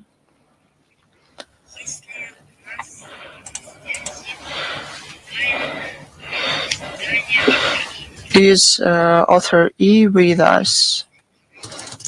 Good afternoon, Madam Zakharova, Ruslan Pankratov. We have two questions today. First of all, if I may, we would like to thank the embassies of the General Consulate in Dubai. Our journalists were there, and those facilities that were investigated by them managed to lie to the local policemen, but thanks to our diplomats, everything was resolved. Thanks. course, I'll talk personally to my colleagues in Dubai. Thank you for your words. I can only reaffirm that indeed the staff is very professional there and is not indifferent to these issues. And I'm going to use your question and say that all journalists, doesn't matter the writing or shooting, some footages or bloggers who are headed to the to UAE should know in detail the legislation. They should clearly know the possibilities to conduct their professional duties. Sometimes they don't know some details, they don't understand what's going on, and as you noted, incompetences and maybe malafide intermediaries' intentions can play a bad joke with them, can turn out bad for them, and something that seems to be insignificant may turn out very significant violations, and we have faced such cases. Therefore, I would say that in the not too distant future, we will complete the comprehensive document on what injunctions exist for the work of journalists in this country. Please ask your question. One of the questions touches upon the UAE. In February this year, an agreement was signed between the governments of Russia and UAE to eliminate double taxation and prevention of tax evasion. In this regard, should our people who relocated expect, and people as well as people who hide their capitals from bankruptcies and creditors on the territory of UAE, that the tax service of UAE will give information to the Federal Tax Service of Russia? Well, we should base our work on mutual agreements between our agencies and create favorable conditions so that they don't pay double taxes if they're residents of both countries. I can only say that this is the mandate of the Ministry of Finance. And I think that you should refer to this agency for details representing the Ministry of Foreign Affairs. So for Russia, I can only call upon adhering to the legislation of the Russian Federation. Thank you very much. I have another question. Does Russia continue to follow the situation with forced people who were forcibly relocated from Nagorno-Karabakh? Moscow and Russian non-governmental organizations send humanitarian aid there. Do you plan any other supplies and any humanitarian aid? Can you comment on this? Can I did I understand correctly? You're asking about the Nagorno-Karabakh? Yes, correct. This humanitarian issue is in the focus of the Russian side, and in the not too distant future, we are planning a large-scale humanitarian actions through one of the domestic public organizations, namely the Russian Humanitarian Mission. The Armenian side is also touching upon this issue, namely through the Republican branch of the Eurasia organizations. And you remember that the Russian Humanitarian Mission already sent humanitarian aid to Armenia. It happened in October 2023. And people in Karabakh received 6 tons of supplies and sanitary products. Thank you very much, and I wish you a good stay in Dagestan. Thank you. And do we have Media Corporation of China? Yeah. Madam Zakharova, thank you very much. The U.S. just published their plan to elaborate space-based missile defense system, the Golden Dome. This plan to be brought in full combat readiness in the next 3 years. The Golden Dome will be integrated into the existing capabilities of missile defense of the U.S. After the completion of the construction, it can intercept missiles. China said that this plan violates the principle of peaceful use enshrined in the Outer Space Treaty. It will strengthen the risk of war in the outer space and arms race, and will destabilize international security situation, arms control. What's the attitude of the Ministry of Foreign Affairs of Russia? Russia and China as far as principal aspects of strategic stability go, converge or are very similar. Following the recent Russian-Chinese meeting at the highest level, a joint statement was issued containing global strategic stability views of our countries, and this document focuses greatly on U.S. plans to create the Golden Dome for America. It is noted this program provides for the creation of unlimited global and multi-area missile defense system, and I quote it, of the protection from strategic Russian and Chinese missiles. It has a destabilizing character. The conceptual framework of the aforementioned projects demonstrates a full and final refusal of Washington to recognize an inextricable relationship between strategic offensive and defensive arms. That is one of the pillars that is used to maintain the strategic stability. Just remember how often and Russia has been talking about it in the last decades. As part of the Golden Dome construction, it is planned to give an additional impetus to further development of pre-launch destruction of missile weapons and infrastructure that provide their use. It is a tangible expression of an extremely dangerous doctrinal attitude of the U.S. to inflict the so-called preventive, in fact, preemptive strikes. Such an escapade represents a direct undermining of the foundations of the strategic stability. The situation is additionally exacerbated by the fact that the Golden Dome directly provides for a significant strengthening of arsenal to conduct military operations in outer space, including the deployment on the orbit of interception systems. These acts are aimed at ensuring the capability to use force or the threat of force in the outer space from the outer space with regard to space that turns the outer space into the environment for arms deployment in the arena of armed confrontation. The Russian-Chinese initiatives is aimed directly at that. It has been submitted to the global community. It has been promoted in recent years.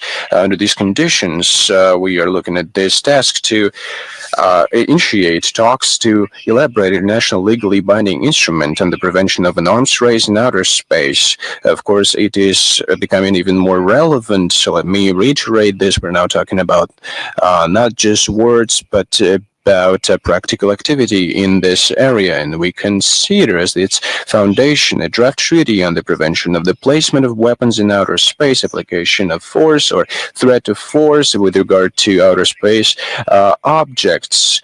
It was presented by Russia and PRC and the Conference on Disarmament as well. It was adopted by consensus, and adopted by consensus was a comprehensive report of the group of government experts on the prevention of an arms race in outer space that operate in 2023-2024. We're interested in further consolidation of efforts of the international community in this area, on the efforts of the open-ended working group that was established by the decision of the General Assembly 79/512 that aims at preventing the arms race in the outer space based on the existing developments. The Russian-Chinese statement says that we, together with our PRC's partners, are ready to step up our coordination, credential approaches, and deepen practical cooperation to maintain global strategic stability and to counter current global challenges and threats in this regard. Thank you very much. Thank you, too. Do we have here present? Let's see who else is there who wants to talk. Just raise your hand and you can ask your question. Yes, please. I'm always touching the microphone.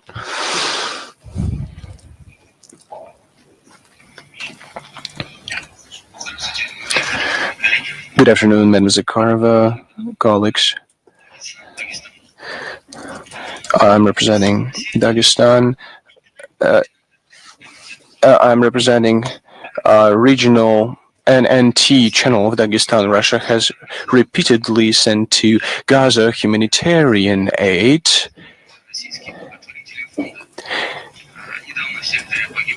Recently, Palestinians died in Gaza who cooperated with the foundation. Are there any agreements with the government of Israel to ensure stability, security of humanitarian aid to Russia from Russia?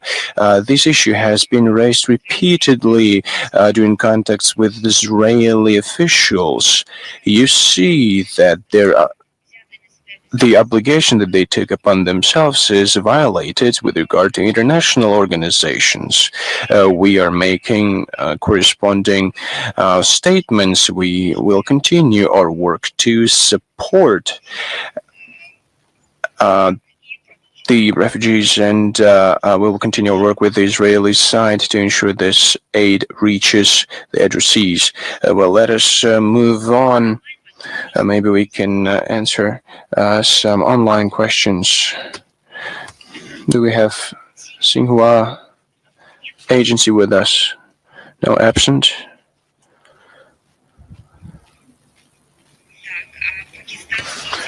Do we have Pakistani channel PTV? Hello?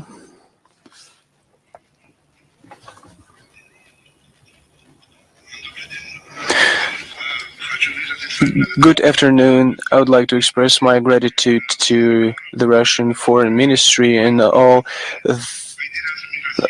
the regions. Every time we learn new things about Russia, it's very beautiful, and it's getting even more beautiful. And of course, through us, our viewers see different corners of Russia.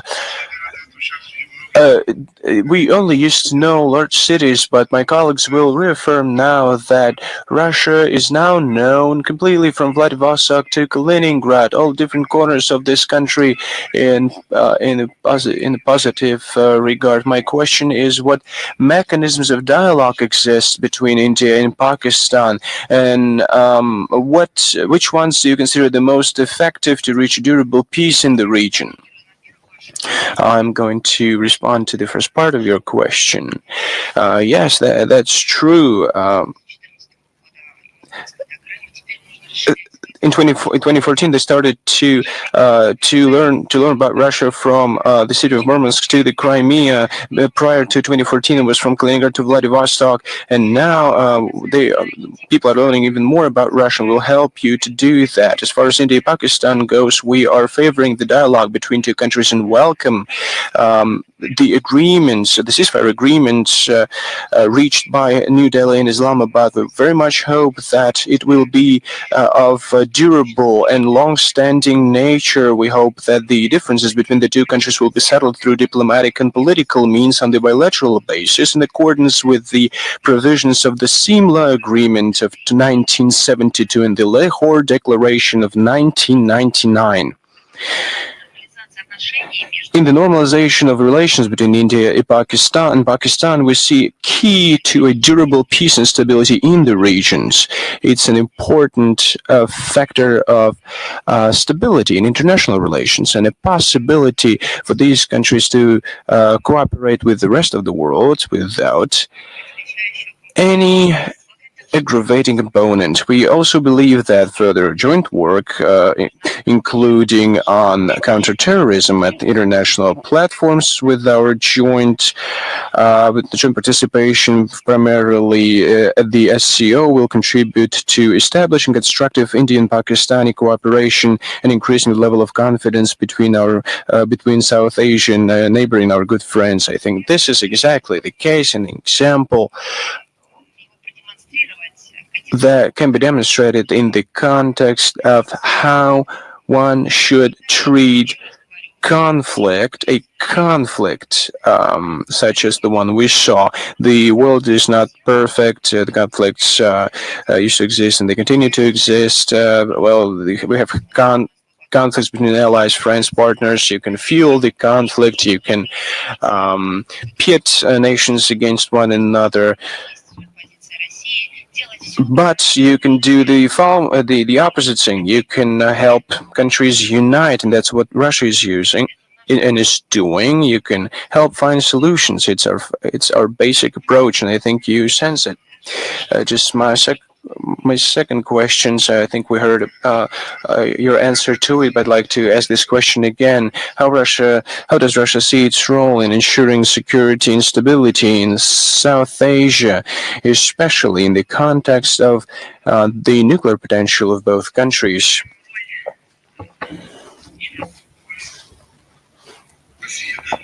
How does Russia see its role in this context? There's a whole number of areas to implement one's own role. For example, permanent members of the UN Security Council. The western part of the UN Security Council is engaged in undermining destructive and irresponsible policies to downplay the role of this institute and in general to destabilize international relations. So there, responsible players like Russia and China are increasing their role, and many are hopeful to see our countries return the work of the Security Council to its productive origin. The UN Security Council, first and foremost, is engaged in ensuring stability and security on our planet. It's one of the tracks that it is involved with, and the second, least important, is regional security. I have already listed a number of structures that were created with direct participation of the initiative to a large extent of our country to resolve issues linked with security, new challenges, and threats. Taking into account geographical focus on your question, first and foremost, the SCO that hosts a counter-terrorist component that deals with it, but that's not the only structure that deals with it. And of course, the protection of international law is also very important, because without this, by ignoring international laws, you can run a risk of a global chaos. So talking about preservation of international law, an aspiration towards peace and a multipolar world on the basis of international legal system, one should also talk about a very important component, namely the nuclear component. It should be handled not according to some unknown rules or regulated on the basis of the fact that somebody proclaimed themselves a leader in this regard, but on the basis of a clearly articulated international norms. Идем с нами экран.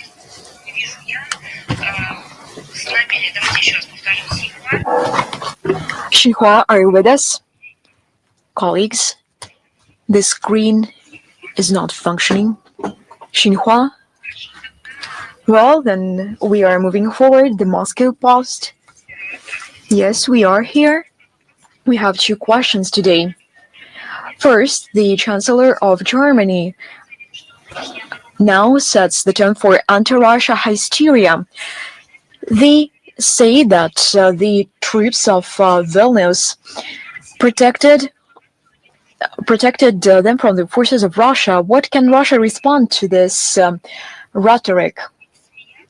Perhaps it would seem funny to you, but yesterday, late at night, I was preparing for the briefing. I was scrolling through the news. I read some materials, and then I received a message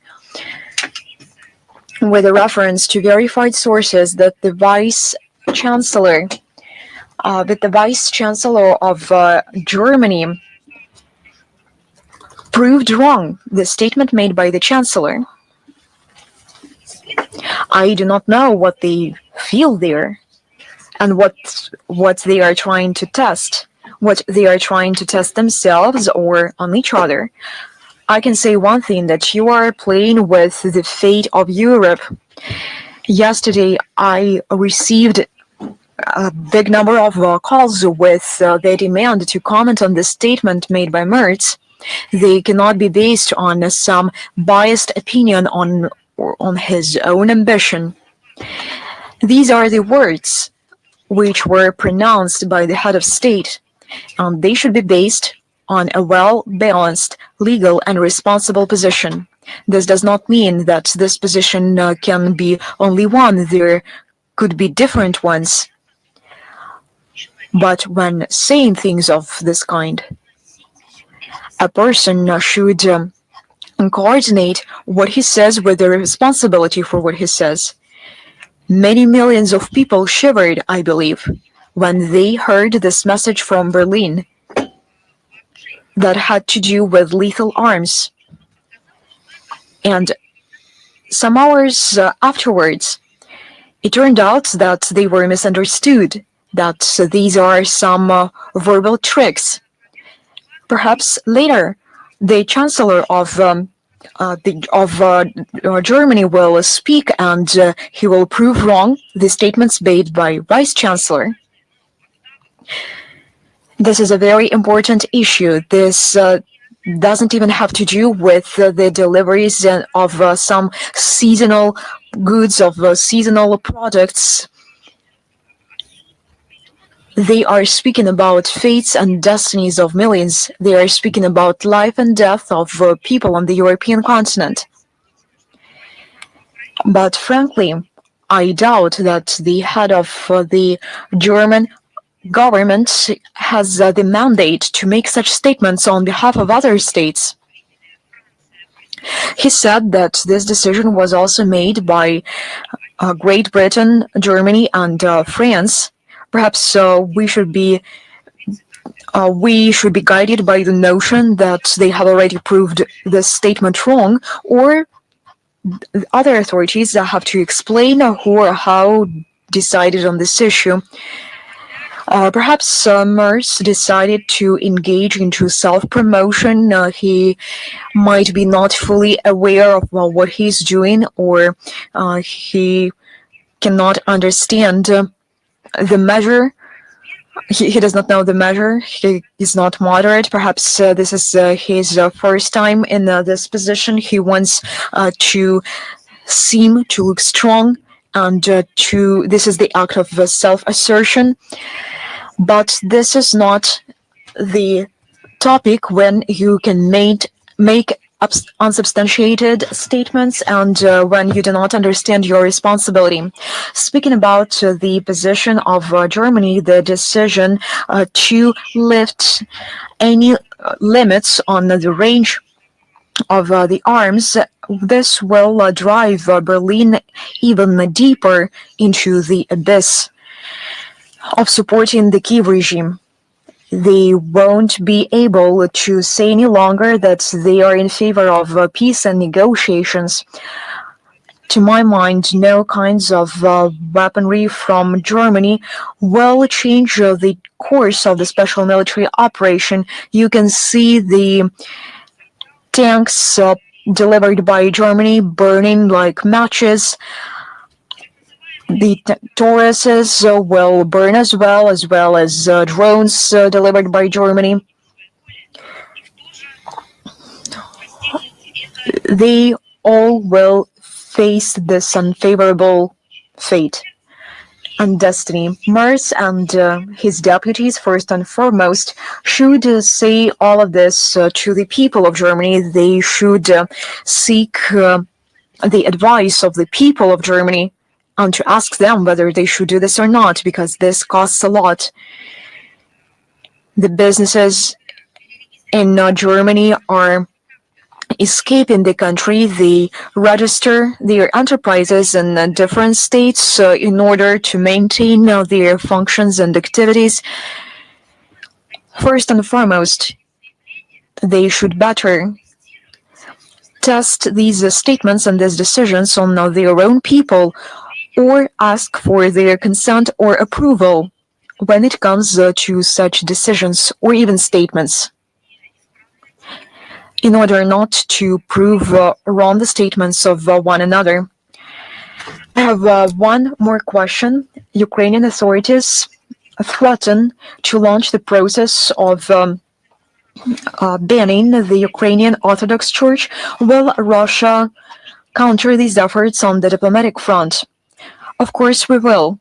I think I paid enough attention to this. We will do this on international platforms. We will organize meetings in interstate formats within the UN Security Council. We will organize non-formal meetings, such as area formal meetings, scheduling conferences, preparing reports, and drawing attention of all international authorities at all levels and speaking at all levels, the Human Rights Council, the Third Committee of the UN General Assembly. We send concrete information and data. We distribute them as official materials. We continue these efforts in the OSCE. When it comes to the OSCE, we draw attention to every aspect of persecution of the Orthodox faith. In essence, this is the extermination of Orthodox religion in Ukraine. During the meetings of the OSCE, our diplomats in Vienna, they make presentations, they distribute materials. This subject is blocked there, but this does not mean that we will abandon our efforts. We will only step it up. Thank you very much. Do we have any questions from those who attend personally? Anadolu Agency, the ceasefire in Gaza. After that, the army of Israel renewed their attacks. They target the people of Palestine every day. A few days ago, the Israeli army started attacks against diplomats. What do you think of this?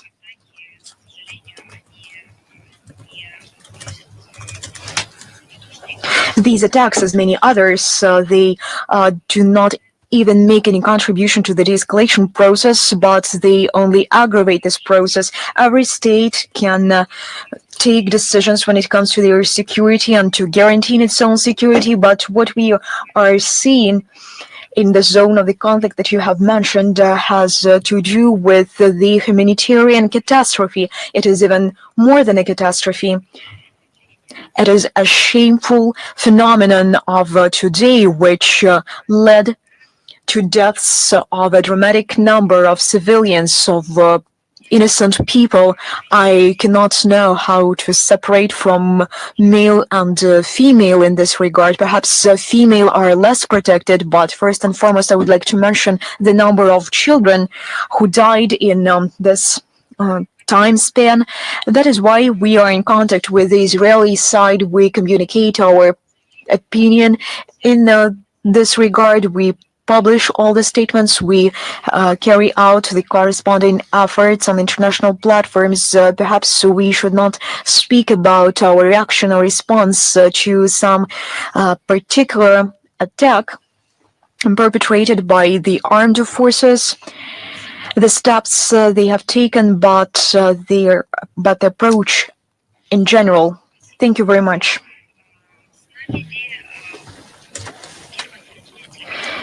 The first information channel of Belarus, are you with us?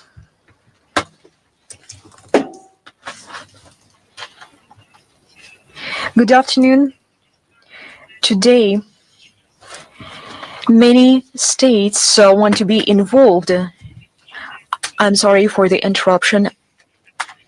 I do like these statements made by the West that they want to be at the negotiation table, but all their actions, including those in the train, which was driving them back from Kiev, perhaps they should reserve a seat under the table. You should take a critical view to oneself. To elaborate on the subject, they want to be involved in the negotiations. Switzerland, Vatican, they demonstrated their interest. However, many of my colleagues said that for everyone's benefit, the negotiations should be held in Minsk. Perhaps these are your colleagues from Belarus. First, it is logistics. Second, there should be no visas, and Minsk has a rich experience in providing its capital as a platform for negotiations in 2014, in 2020 as well. From your point of view, is can Minsk be considered as a platform for negotiations, or this does not serve the interests of Ukraine and they will do everything possible to complicate the negotiation process? Your question has many components. For instance, you mentioned Switzerland, which continues for some reason in the information in the public media space. It states and it asserts its neutral status. Some months ago, in Sochi, we organized the Valdai Forum and it discussed this topic. I was a speaker there and I was asked a question. What does Russia think of the neutral status of Switzerland, its mediation capacity and potential? You won't be able to imagine the shock of political scientists from Switzerland when I said that Russia no longer considers Switzerland to be a neutral state, and it did not start this year. We provided a good number of facts, so we started not from some general statements. We commented on concrete steps of the official capital, of the official policy, and this eliminates the neutral status of Switzerland. And only afterwards we came to general conclusions. It became a revelation to them. Initially, they thought that it was a joke, that I was not speaking in earnest, and later they reiterated their question. It was embarrassing to them, and they continued to pose this question to the foreign minister, Sergei Lavrov, and he confirmed that we are no longer considering Switzerland to be a neutral state, but perhaps they wanted to test him somehow. However, all the time they received the same answer. But when you say that you are a neutral state, when you do not actively take sides, that you see the root causes of a crisis and that it is willing to do something in order to find the way out from the crisis and to do this in a peaceful way, and that the ultimate goal is peace. This all should be substantiated and confirmed by facts and by concrete actions. We see no concrete actions from Switzerland, only anti-Russia sanctions. It has no obligations. Switzerland imposes these sanctions on a voluntary basis. The strategic silence regarding everything that has to do with the humanitarian situation. Originally, Switzerland was involved in humanitarian efforts. It is the headquarters for the humanitarian department of the United Nations, the International Committee of the Red Cross, and now they pretend not to see anything what is going on. Take the Kursk region. The Kursk region saw the atrocities it had not seen during the Great Patriotic War perpetrated by the Nazis. How could anyone think about Switzerland being an intermediary and the place for negotiations between Russia and Ukraine? Minister Lavrov has mentioned this on numerous occasions, and we brought this question to a broader scale. How could the states which could not demonstrate these efforts as mediators, we speak about the mediating capacity as an ability, as a skill, they have an obligation to provide for the work of delegations, and they cannot fulfill this task properly. Many Many diplomats were unable to come to Switzerland because they received no logistic capacity and capability for participation. That is why this is out of the question. Speaking about Minsk, you justly mentioned that Belarus has experience in organizing negotiations on Ukrainian crisis, but besides experience, they are willing to do so. We see that the people of Belarus and the authorities of Belarus sympathize with what is happening in the region as our brothers. This was stated on numerous occasions by the president of Belarus, Alexander Lukashenko, and I believe that the people of Belarus has the same attitude. In 2014, Minsk became the platform where important agreements were reached.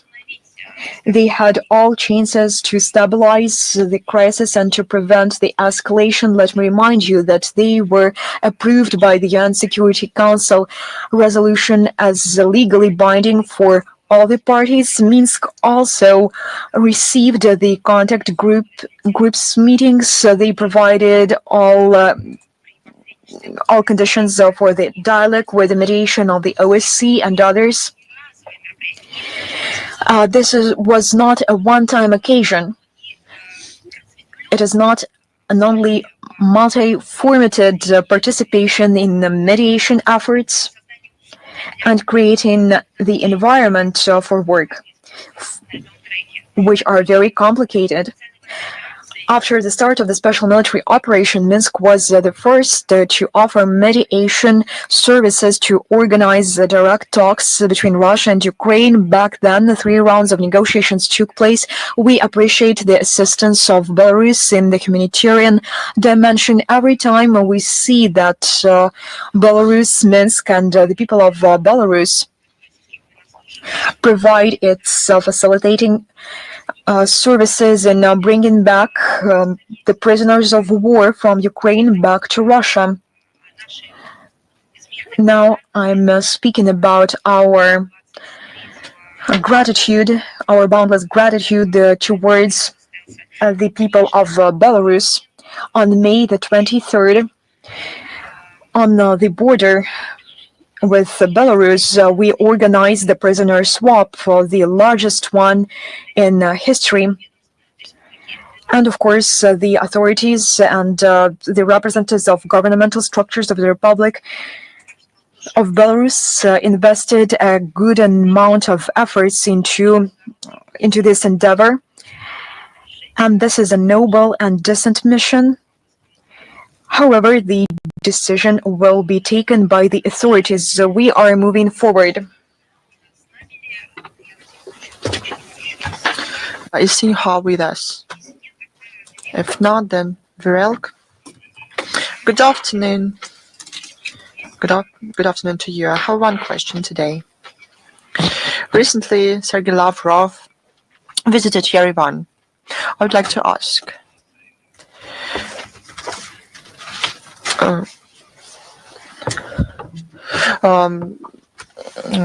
he said that ministers talked frankly, without any misunderstandings. That's what I would like to know. Whether the Armenian authorities explained why organizations affiliated with them were involved in organizing Russian action protests during the visit of Sergei Lavrov to Yerevan.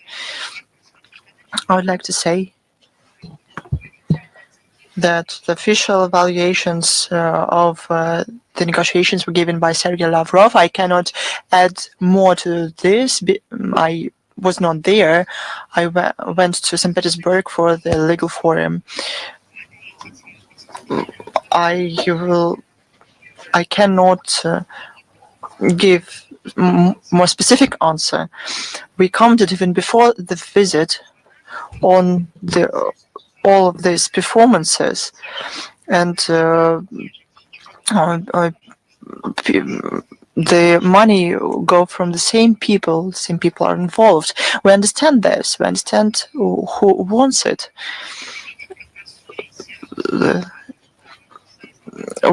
We know who wants to exacerbate disputes on the post-Soviet space. Everything is clear. Second, about Russian general consulates in Sunika, this issue was discussed in great detail during the negotiations. We know that it is necessary to launch these missions as soon as possible. There's no general consulate there, but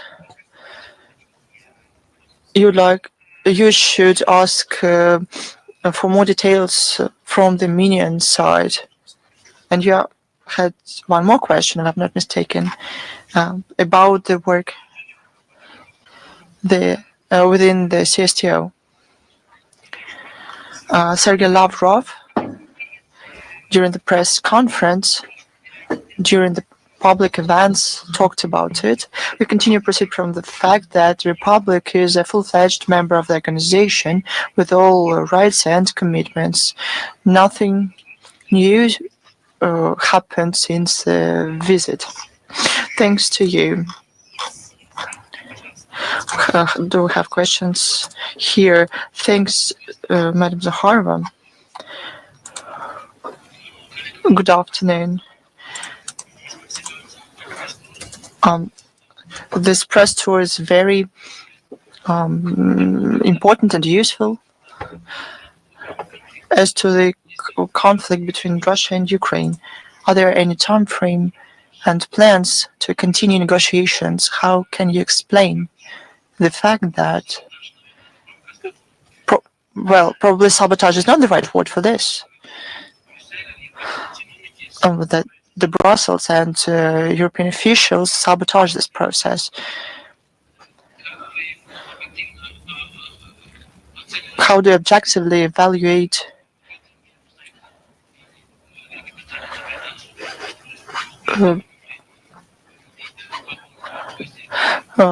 the stance of the European leaders?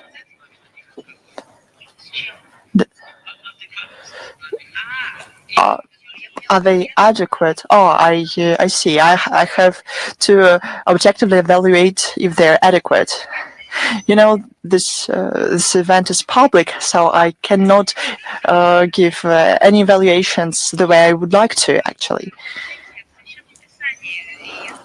In the scriptures, various nations, peoples, in myths and legends, have the same very words. Those who have eyes can see. Those who have ears can hear. And you, every day, can see online how adequate they are. But this is not the point. It's all about lies that they tell all the time. Everything can happen. We found ourselves in unpleasant situations all the time because of ourselves or because there are provocations. But you shouldn't lie. You should say the truth about what happened. And when the whole global community saw not from somebody else's words, but saw things that are usually seen in films to show drug users. And we were convinced that it is us who come up with fakes and that we spread them. This is not adequacy, because this method of not even justification but of lies was chosen. Then you saw a set of events in the same line. Second, you ask if this is the reason why they sabotage or do something close to this, the developments in Ukraine. Within days after the statement of the MFA, our MFA, about attacks on civilian facilities, he made some follow-up comment on those statements and said that this continues the policy of Biden. But why? Because they were taken to power by the same powers or for forces affiliated with these forces, because they are waiting to have a rematch. Because the previous U.S. administration did not recognize the defeat on the elections in 2022. And everybody is waiting for how it's going to happen. Third, I think that it is unclear how they got to these positions.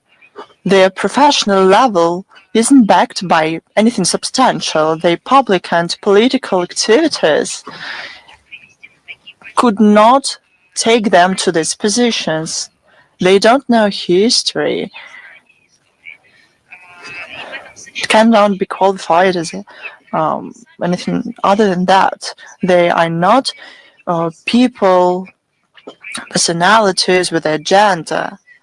They are also tools of this global liberal dictatorship. Sometimes they take inadequate steps and to make inadequate statements. They sometimes even don't know what they're saying about. Look at the statements of the president of France and people who work for him, French diplomats as well. They contradict each other, not only to our words, but to each other. It is not clear who says who. I talked about the words of Chancellor of Germany, and his words were debunked by his deputy. And this is strange. This phenomenon has a lot of reasons. And this situation for Europe was predicted not in this century, but not even in the last century, but in the century before the last century. There's no sense using stronger words. But that's the situation where liberal dictatorship find itself in. The will of majority is distorted by the shenanigans of minority.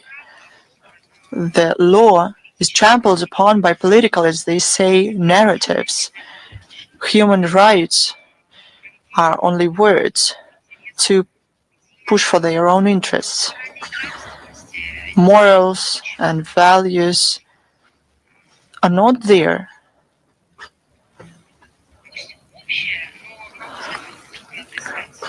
Those are quite general words, but that's where we have to look for the answer. Are there any more questions? The truth of Dagestan. Good afternoon, Madam Zakharova. What place does Moscow give to Dagestan in development of economic relations with the friendly countries? I talked about it today.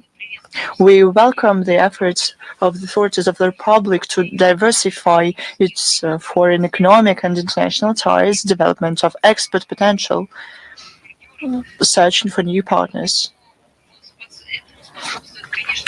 This is facilitated by the economic situation and geography of Dagestan in the south of Russia. It borders 5 states and historically is located on trade paths. There's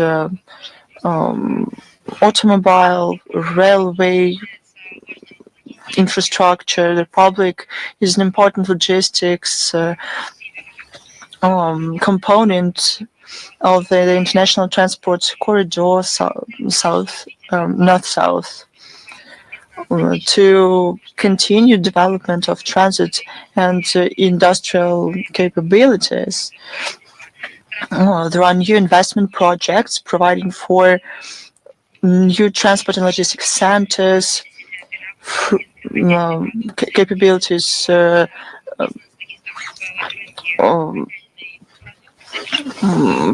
process agricultural products. Business here explores markets of IT services. This is a good reason for international cooperation. Within national projects to develop the Caucasus, the ports and the airport of Makhachkala are going to be modernized. As many experts says, there are a lot of prospects, and Russian MFA supports this. We are in close contact through our office and directly with administration. We provide Dagestan with all support it needs so that the Republic can use effectively all their capabilities and to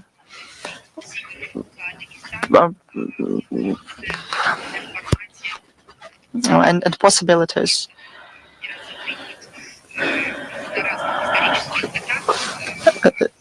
At various historic stages, we have been working. There's going to be a presentation of the region, and those only the tips of the iceberg of the work that takes place on the daily basis with our missions, with the coordination role of the ministry. Contacts are established, issues is resolved, some work, analytical work is done. So we work every day quite closely. Do we have Голос Отечества, the voice of the fatherland, with us? Yes. Good afternoon, Madam Zakharova.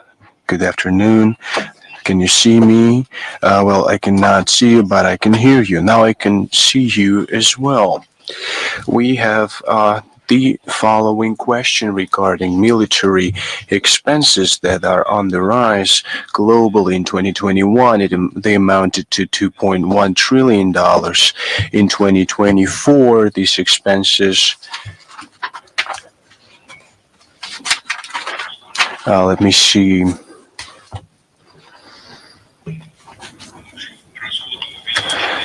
The expenses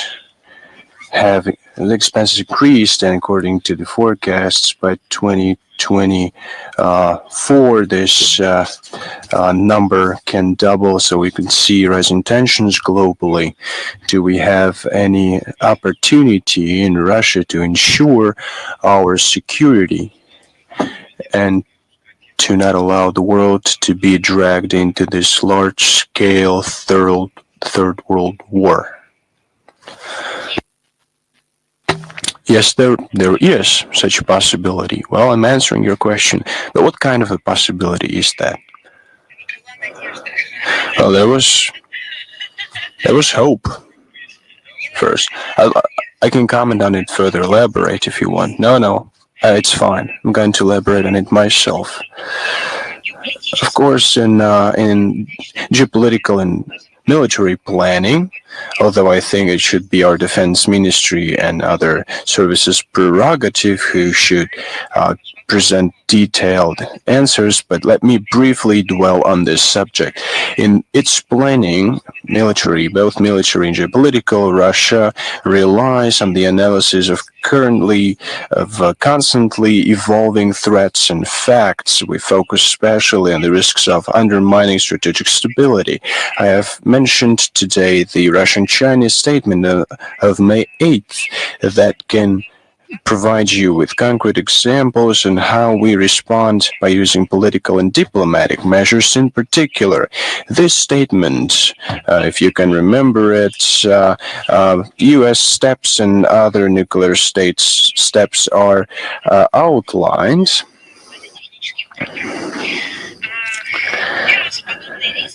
These risks and threats can be curbed by countermeasures to resume the strategic balance or by political and diplomatic measures. The first measure is being implemented by Russia, and the detailed analysis can be provided by defense and military agencies of our country. As far as political and diplomatic measures go, we are taking the steps together with our allies.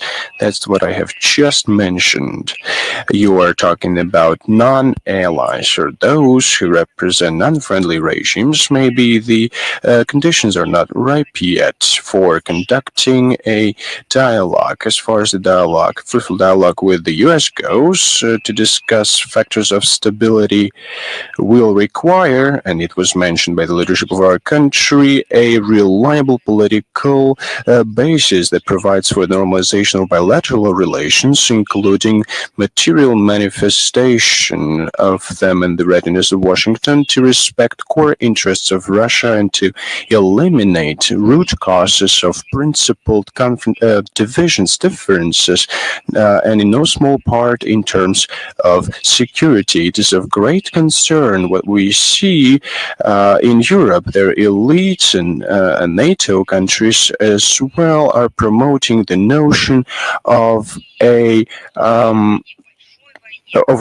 future war, large-scale war with Russia. They're dreaming of it literally. That's the direct way to confrontation that is it runs counter to the international peace and security, and they're saying it with no connection whatsoever to the will of their peoples. They hold elections in European countries. Political leaders have their platforms. They never say about a future large-scale war, vote for it. Well, it's the opposite. By the way, they are favoring and fomenting specific notions, pacifism. They assure their voters that they will ensure security on the continent, but once they come to power, they start talking about future wars and such. They're not talking to people. They're not asking them their opinion. They're just lying to them. Let me give you Switzerland as an example. Maybe you're aware of it, maybe not, but you should read it up. Switzerland has a system of referendums that they hold on any for every reason. Maybe they want to mount a fence close to the road. Well, they hold referendums within a neighborhood, a district, a region, and so on and so forth. So it doesn't matter what the reason is. Something that touches upon the day-to-day life of the country requires a referendum. Many countries can only dream of it, but they have this system established. They have had it for many years now. The principles solution to change the life not within a district but on the whole continent of Europe is being made by Bern without even a hint till consultations with the people. I'm pretty confident. Just ask this question on the referendum in Switzerland about a large-scale war. People would say that you're crazy. We are only willing to have a peace here. So these are attempts to increase military spending. That's what behind these statements. Then realize these funds, the Westerners are doing it pretty well at a large scale. Together with Zelensky, they're trying to score points within NATO structures and ensure future posts. We can see that also, and we have seen it repeatedly. One cannot help but notice the following thing.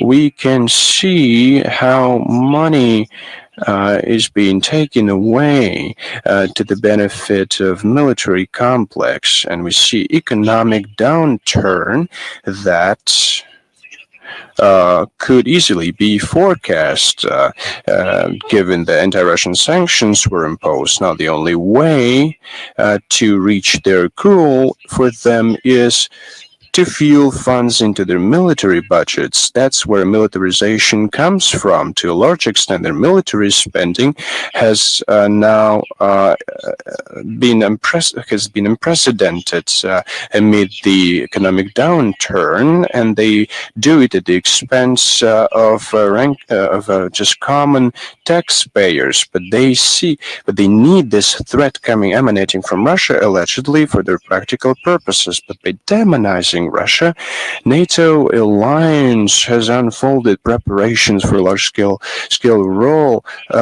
war.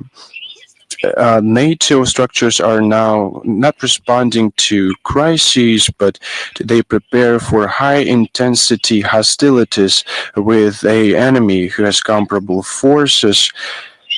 They are unfolding troops in the Eastern Front, in the Baltics, and in the Black Sea. They deploy transport and rear infrastructure, different armaments, and they're just crazy saying that the Baltic Sea will become a domestic internal sea of NATO during the combat readiness exercises of United Joint NATO forces. They focus on countering Russia close to Russian borders. Around 50 events are being held with and they attract 300,000 troops to do that.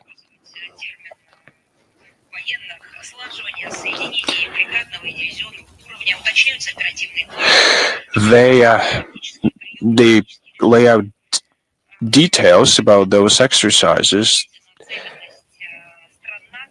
This is the determination of NATO countries to have confrontation with Russia and of stepping up this confrontation with Russia. This increases risks of head confrontation. All these consequences are being taken into account while outlining the strategy of national security. I would like to turn back to Russian approaches as far as international affairs go. You can ask the citizens of these countries, ask them the following: do they know what their governments are going to do to them? And 80 years ago, the governments just blindly pushed them towards a global war. And do they remember how that ended? But they are destroying monuments to forget everything, and they're rewriting their history books to forget all of that. Do we have any other questions from the audience? If there are no more questions, do we have any questions from the audience that is online? No?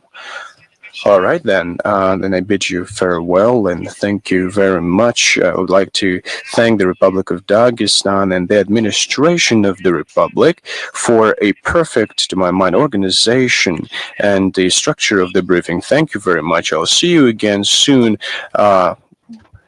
Take care.